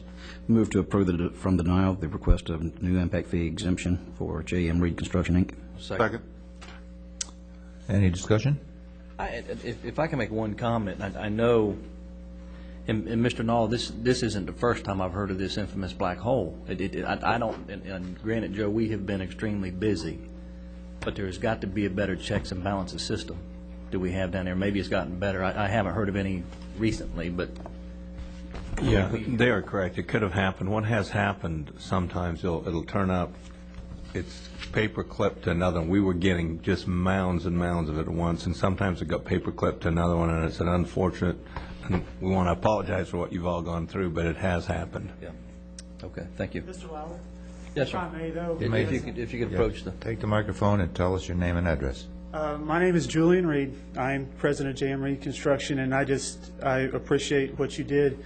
Everyone is busy, but as a state certified general contractor that works in several municipalities, I get on my knees every day and thank God that I have the Indian River County, because Port St. Lucie County, everybody makes mistakes. There were over 800 of these things turned in. It could have happened to anybody, but we have a great county, and it's a great building department to work with, and having the headaches I have to go through in the other municipalities, I thank God I'm in this county. We appreciate it. I just want to go on. Thank you. We'd like to hear those comments. I'll tell you what, we do. Did you get that, Henry? The pen's not moving. Put it in writing and give it to the Yeah, Henry, you're supposed to really be writing that. That's the headline. Yeah. Not rats, not mobster. Good building department. Get over that. Okay, we have a motion on the floor to approve this man's request. All in favor, say aye. Aye. All opposed? Motion carries 5-0. Item 13A, Commissioner Newberger, Chairman. We have a request for a resolution supporting the proposed Permanent Protection for Florida Act of 2006. I think the backup material is self-explanatory. Had a visit from Senator Mel Martinez's aide, and he wanted us to get on board with this act. The Permanent Protection for Florida Act has to do with well drilling in the Gulf of Mexico, providing for well drilling, but not to come any closer than, I think it's 180 miles. So moved. So he wanted us to do a resolution similar to the one that, where was this from? St. Pete. St. Pete, so. Second. Under discussion. Yes, sir. Yeah, I don't know that I know enough about the oil drilling and what the downsides are, except what I've seen on the media and the news and so on and so forth. And and it's kind of like not in my backyard. You know, everybody wants to drill in Alaska, but we don't want them drilling here. The other thing is I don't know that I wasn't aware of any anyway, and I don't know whether we had them or not, but even when Katrina and the hurricanes came through the Gulf, I don't know that they even had any oil spills. I think they were... Didn't hear of any. They were, the wells are capped, shut down, and so on and so forth. They just couldn't find oil rigs. The oil rigs took off. Yeah. Well, but there were no spills or anything, and I don't know. We've got an energy situation going on, and obviously I don't like the looks of oil rigs, I guess, but also in the Gulf, from people that fish there, it's great habitat for fishing. I mean, they're like artificial reefs. So I don't know that in fact, I can't support this based on what I know. Not so much that I'm opposed to the resolution, is that I don't have enough information to say whether it's a good or a bad idea to have the oil rigs or drilling for oil off our shoreline. Can I comment, Go ahead. Mr. Chairman? In reading the backup material, of course, that's one of those situations where obviously Senator Martinez and Senator Nelson are proposing legislation to do this, and there again, it's one of those situations that I'm putting my ducks in their hands and letting them maintain it and take care of it. So I have no problem getting behind this 100%. What do we have a state of Florida? Do we have the governor making a position on this at all? Do we have anything in the state of Florida making a position on this? I would say our legislators, our U.S. senators, I mean, that would be a Florida position, I would say. Well, I'm just asking. I don't have the background here. I haven't heard anything. It's kind of like, all the to-do in the news the last couple of days about the wind generators off from the Cape, and Senator Kennedy and Congressman Kennedy don't want them in their neighborhood, but they want them out west in the Rocky Mountains. And I'm just saying it's kind of the same thing here. We want to drill for oil. Everybody I talk to thinks we ought to be drilling in Alaska and so on and so forth, but we're saying we're being NIMBYs on a statewide scale, and I'm just not so sure that that's a good position to have. So I can't support the resolution. There's not a transportation issue? Pardon? There's not a transportation issue getting out to the oil rig? Based on our concurrency out in the Gulf. That can't be. Did he need a time frame that this needed to be? Is he trying to do it through all the counties? We have to write up the resolution first, and we'll do that, and then we'll get to approve it again, I would imagine, Will? It'll be brought back. Yeah, he'll bring it back to us. Direct staff to write a resolution? Yeah, let's direct staff to write a resolution, and then we can look at it, and maybe by then you can educate yourself on this issue. Okay. So we don't need a vote to direct staff to this committee? No, we can. Okay. Okay, in that case. Okay. Thank you. Thank you. Okay, number 2 is request for additional member at large on the Land Acquisition Advisory Committee. Do you have any questions? It's all in the backup. Why do you want an extra one? Well, what we mentioned was that it's an odd number, even number of people. We like to make it an odd number. But let me tell you, the real reason is that you remember then a while back we neglected to appoint a representative from the Chamber of Commerce. We had asked them for their recommendation, and they made it, and we ignored it to keep Talmadge Rogers aboard. So I suggested that we might just increase by one member, and we will move Talmadge to an at-large member and let the Chamber have their member. Are we going to change the ordinance where they get to select their member, or just has to be? No, they don't get to select. They recommend. Okay, and based on what the backup was, Mr. Chairman, I was looking at, out of the last over a year, we've never had a full accomplishment of board members there, and 18 is already fairly unruly. Not unruly. I keep picking the wrong words. They're unruly sometimes. Yeah. Freudian slips. Well, that's not bad out of 5. But, and with 18 members, I don't know that you're very often ever going to get a tie vote, and a lot of times you have an odd number because people don't show up. So, well, as I explained, that was one reason, but the real reason was the appointment of someone from the Chamber, recognized by the Chamber. I don't have a problem. I don't have a problem. That's your committee, isn't it? Art? Yes, it is. Okay, then I'll go along with that. Do we have a motion? We need a motion. I'll make a motion. I'll second that, Mr. Chairman. Moved and seconded. All in favor, say aye. Aye. Thank you. Motion carries. And item 3 is the annual contract for William G. Collins, County Attorney. It says no backup, but you have since received a tentative contract for our attorney? Yeah, every year we sit down, the county officers sit down with the chairman and try and negotiate a new agreement. And in this year's agreement, I had contemplated the idea of, rather than asking for an additional salary increase, in lieu of that, requesting that the county pay for dependent health insurance coverage and make contributions into the deferred compensation program. I have some ambivalent feelings about that. I guess by not taking a salary increase, it has a negative impact on my high 5 years in the Florida retirement system, and I'll net probably a couple thousand a year less in pension. In thinking about the contributions that would go into deferred comp over the balance of my time with the county, that might be $70,000 worth of contributions, which if invested at 3% might yield $2,100 a year in interest.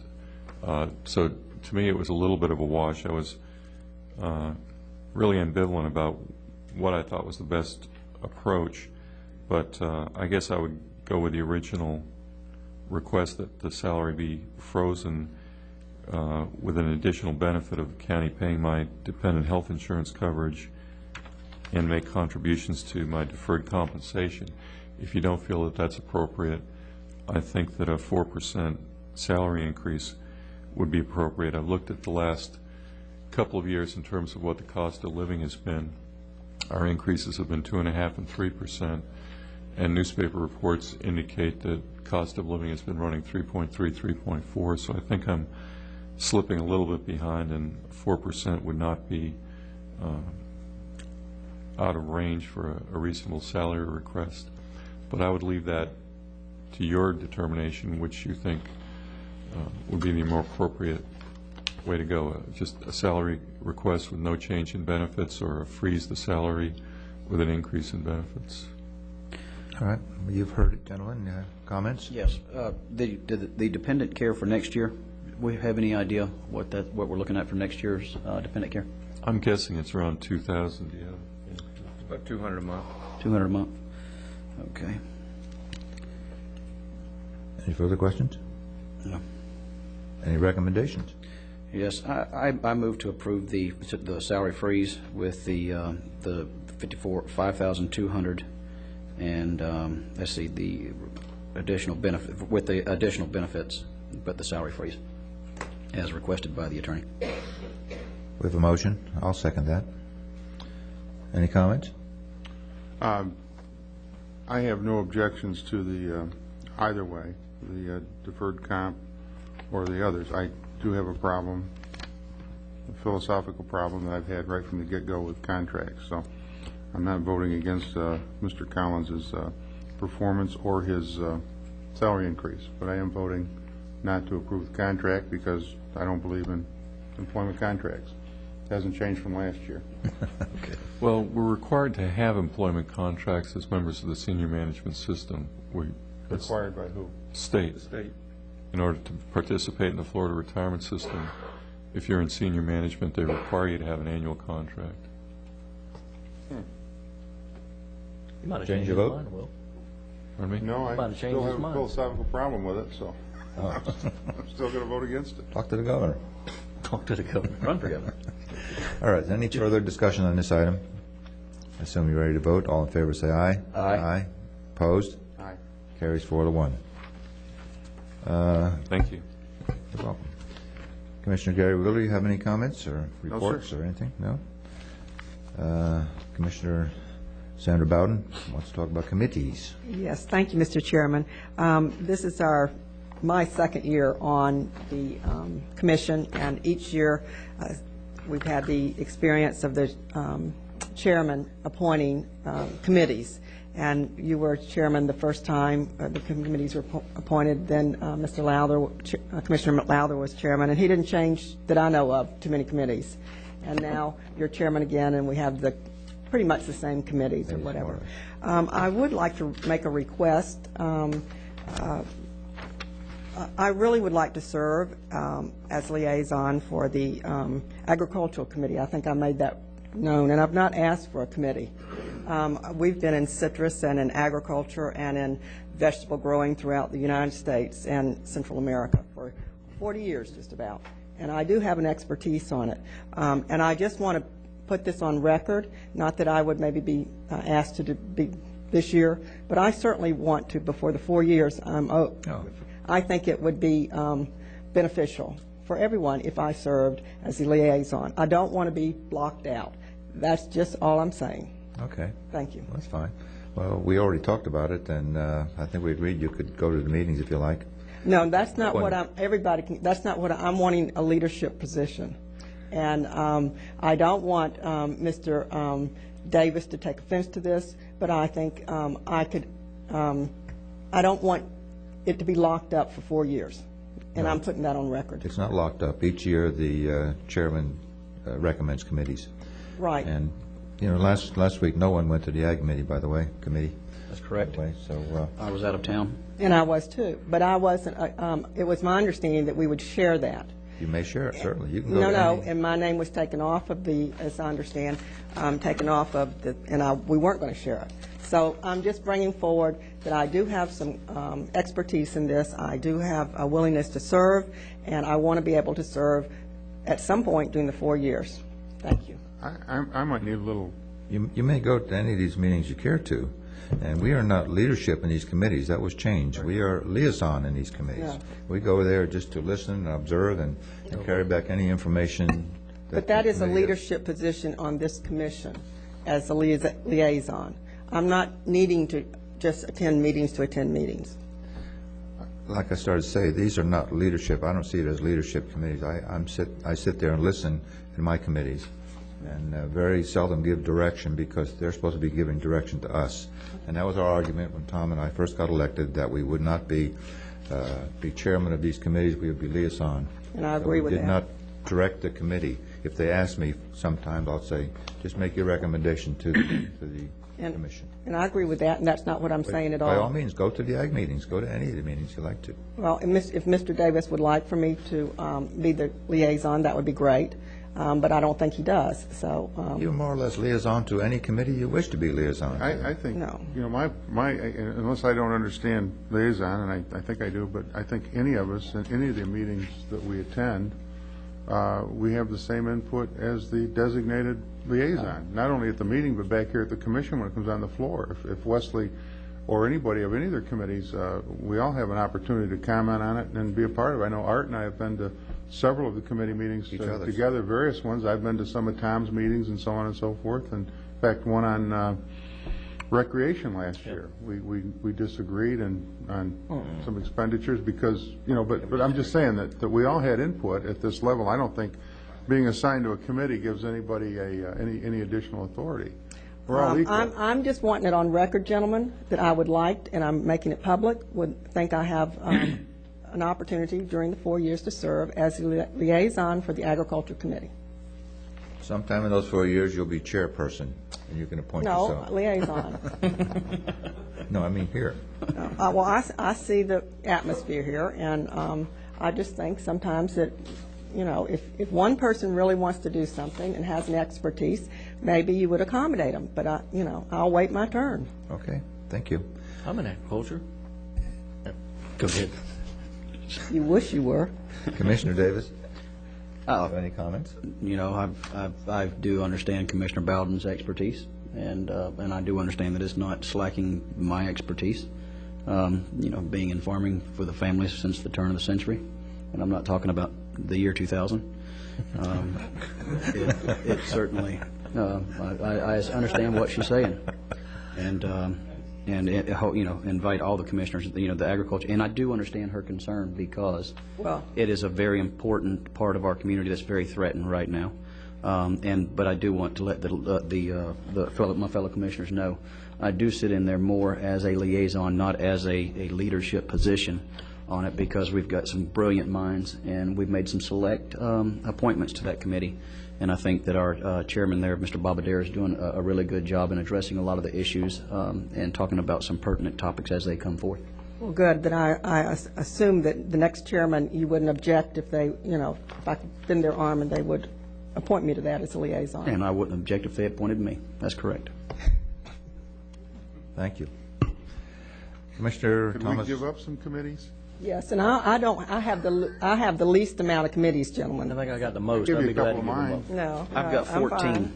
Yeah, I've got 13. Yeah, you do have the least amount of committees. Yeah. I think I've got 16. Tom, I think, has got the most. I have the listing of the committees, so you're not overworked, Sandra. Wesley has 14. I'm not afraid of work, Mr. Chairman. I have 11. Gary's at 13. Tom's got 13, and Sandra has 9. We want to be easy on you the first year. Oh, no, you didn't. Go ahead, Sandra, let him have it. No, I don't need to do that. I'm not, I'm with you. I'm with you on this one.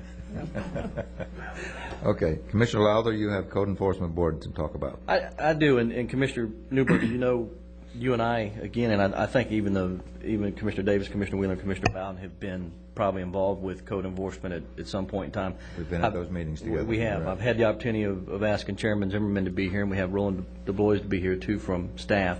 The biggest reason I wanted to bring this forward, and I think over the last really 2 or 3 years, and have the opportunity of having my monthly meetings out at Vero Highlands, the majority of those discussions evolve around code enforcement. And I think, number one, I give Code Enforcement Board members credit because of the time that they sit here and put up with what they have to put up with. But I think there has to be some type of facet that we can either give them more bite to do what they need to do. I've seen, and I know you all have seen, where someone's had a fine, it accrued to a big fine. Next thing you know, it's been levied or taken care of. I know that these guys will sit here all day and have a meeting. I don't know if we might want to look at having them meet twice a month to help burden their load and get things done a little bit more efficiently. And that's why I wanted to bring that forward. And Chairman Zimmerman, if you'd like to come forward and express some of the comments you made at your previous code enforcement meeting in reference to what I brought forward, which is kind of ironic because I haven't had an opportunity, didn't even realize that Mr. Zimmerman was bringing it forward. He saw the ad in the paper. Thank you. Carl Zimmerman, 1786 Coral Way North, and chairman of the Code Enforcement Board.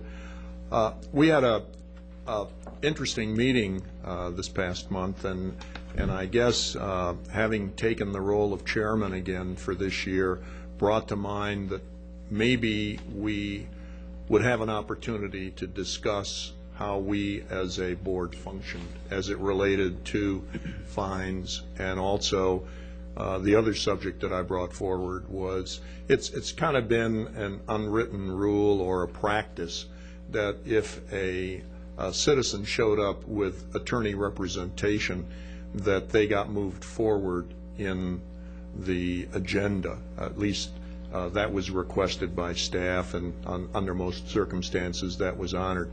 And it came to mind when we have some of these long meetings that in essence we're giving preference to somebody either because they chose or could afford to be represented by an attorney, and everyone else waited because the agenda is made up on a, as Roland explained, kind of a just a case-by-case basis. So there's no super position. Well, I would rather see it as trying to save those property owners a little bit of money, because that attorney sits here for 3 or 4 hours. They're having to pay him. So by having him in the front, then you can save them. That is an argument, Commissioner, that's been given, but of course they have a choice of whether they want to be represented by an attorney or not. So. And one person's superposition results in many others waiting longer to have their cases heard. And I think we're all pretty much aware that, at least it's my impression, I don't have any facts to substantiate it, that if somebody is represented by an attorney, that presentation takes, and that case determination takes a little longer than they have a tendency to do if they're represented on their own basis. So billable hours. That was a point that the board considered, and I think they're going to take it under advisement. The other thing that we discussed was how we approach the reduction. Now, I have to take our newspaper representative to task because he talked about in his article the elimination of fines. He didn't use that word, but that was the impression created. I don't know that as long as I've been on the board that we've totally eliminated fines in any case. In many cases, because of the circumstances surrounding a case, and one this past session was one that hopefully you folks are aware of, because I think it also points out a problem that's occurring in our county. This was a case where a fine had accumulated to $58,000 against a homeowners association. And that $58,000 fine had been accumulating without the true members of the association know that it was even running. Because what happened, the developer and the builder, who were originally the representatives from the homeowners association, kept coming to code enforcement board meetings and representing that association. Well, we heard allegedly from the officers of the association that those two representatives had resigned from their positions on that homeowners association, and yet were still coming to our meetings and representing themselves as the representatives and board members. And so the fines continuing, they're not doing anything. The homeowners don't even know this is going on. And so they came to us and said, this is one particular case, but I think it pointed out an area that maybe you folks could kind of do some, or staff could do some investigating so that this kind of thing doesn't happen. But in that instance, we did reduce the fine. We reduced it to what we refer to as administrative cost, and we've asked staff, and they do this almost every year, Roland adjusts what he evaluates as the administrative cost for a case by setting an hourly rate on it and then estimating the hours that are adjusted. One of the other comments that I made to code enforcement was to the board that I wonder sometimes when staff recommends the same $100 or $200 per day fine for a repeating case, that we might temper that based on the kind of claim or violation that it represents. If it's something that's health and welfare related, something where it affects the well-being of the citizens of the county, maybe a $100 fine. But a guy who parks a dump truck and hasn't found another place to move it to in his yard after he's been put on notice, and I realize that by the time it gets to the fining stage, there's some time that's passed. But maybe if some fines started at $70 or $50 a day, they wouldn't accumulate to such large amounts. But essentially, Roland's point, the one he made, and I'm sure he's very capable of making it again today, is that, a long period of time accumulates before we get to the point where we start fining people. And when they do accumulate to large amounts, we do get requested to review the reduction of that fine. And sometimes we have done that and sometimes we have not. But I was just asking the board, because of course they can't discuss, because of sunshine, that kind of thing anywhere but in a meeting. And I've never been party to a discussion like that to find out, well, how do the other board members feel about that? So that was the whole reason. I think it was a good discussion. It was open. I think it gave everybody an opportunity to discuss it, to think about it.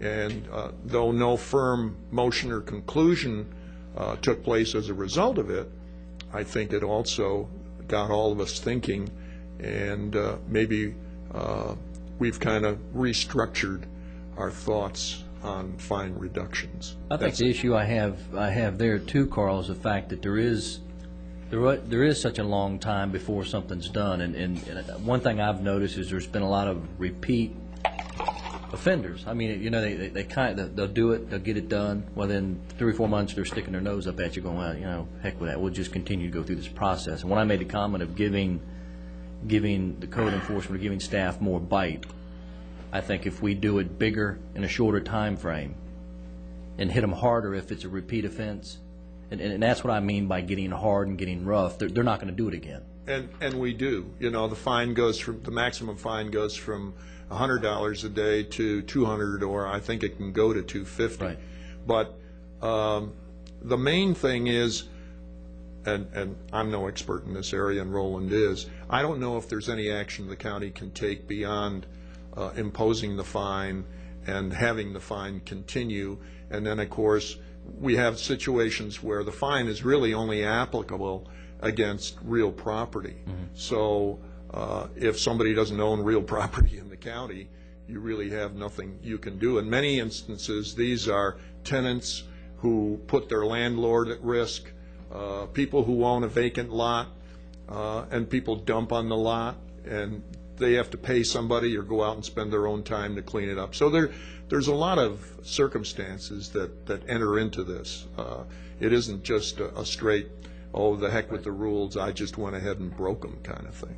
And that's, Commissioners, that's one of the reasons I just want to bring this before you all to discuss, because just like Carl, and we've never had the opportunity of discussing code enforcement issues, although we've been at the meetings and we've seen them, and some of us have been involved with people that have contacted us to think they're being wronged. But I just wanted to bring this to you all to let you know that I think there's something in that system I just can't put my hands around, but I think we can make it be a little bit sharper and a little bit meaner. Yeah. And I don't know what that is. I don't know if it's staff that can maybe come up with some form of a program to present to the Code Enforcement Board, and they look at it or what, but this was a starting point. And maybe Roland, if you can come up with the blessing of the commission with some kind of program that might. You know, some people just don't want to be part of society. The scofflaws who just let those fines run, and I don't think there's anything you can do about those folks. How long have they been fighting with the guy out in Fellsmere? The guy on the beach. Oh, yeah. No, anyway. I've got one in the Highlands that would send a complainer, I guess I could, pizza. Well, people never ordered pizza.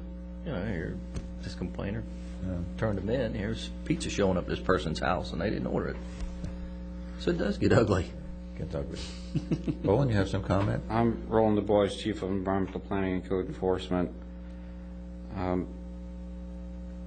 Just a few things. You know, the county has been collecting payment of fines. Over the past year, we've collected over $90,000 in fine payments.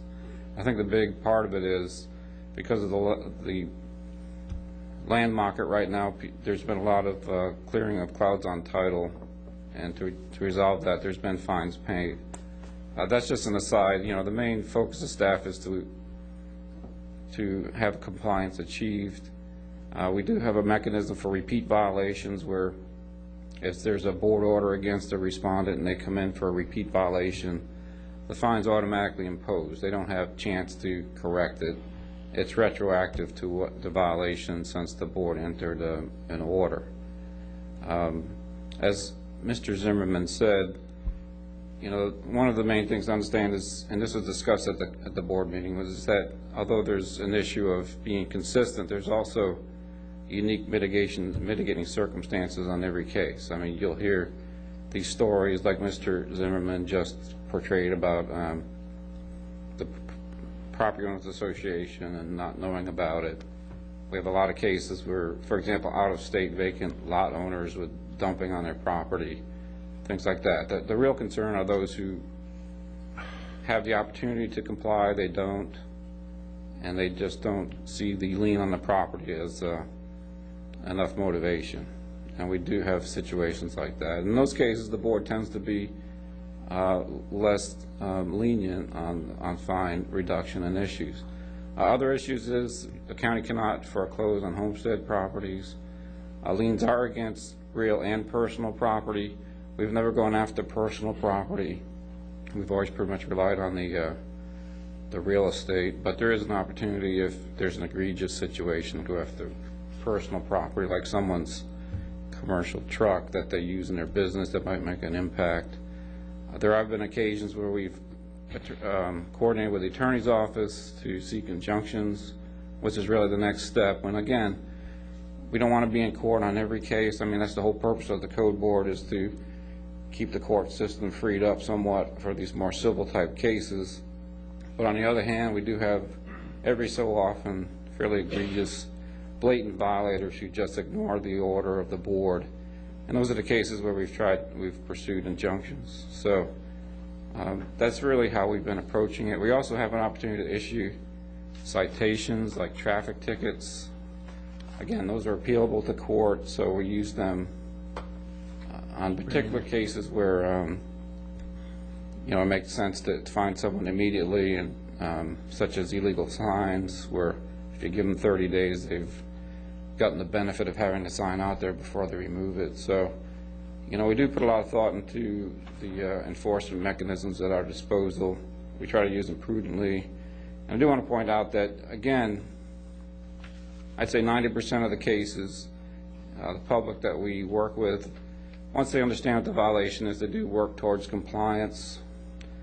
There's always a circumstance that affects the timing of compliance. For example, if they have to get after-the-fact permits, once they submit the permits, there's a time period for the county to review. They have to hire engineers to do structural drawings.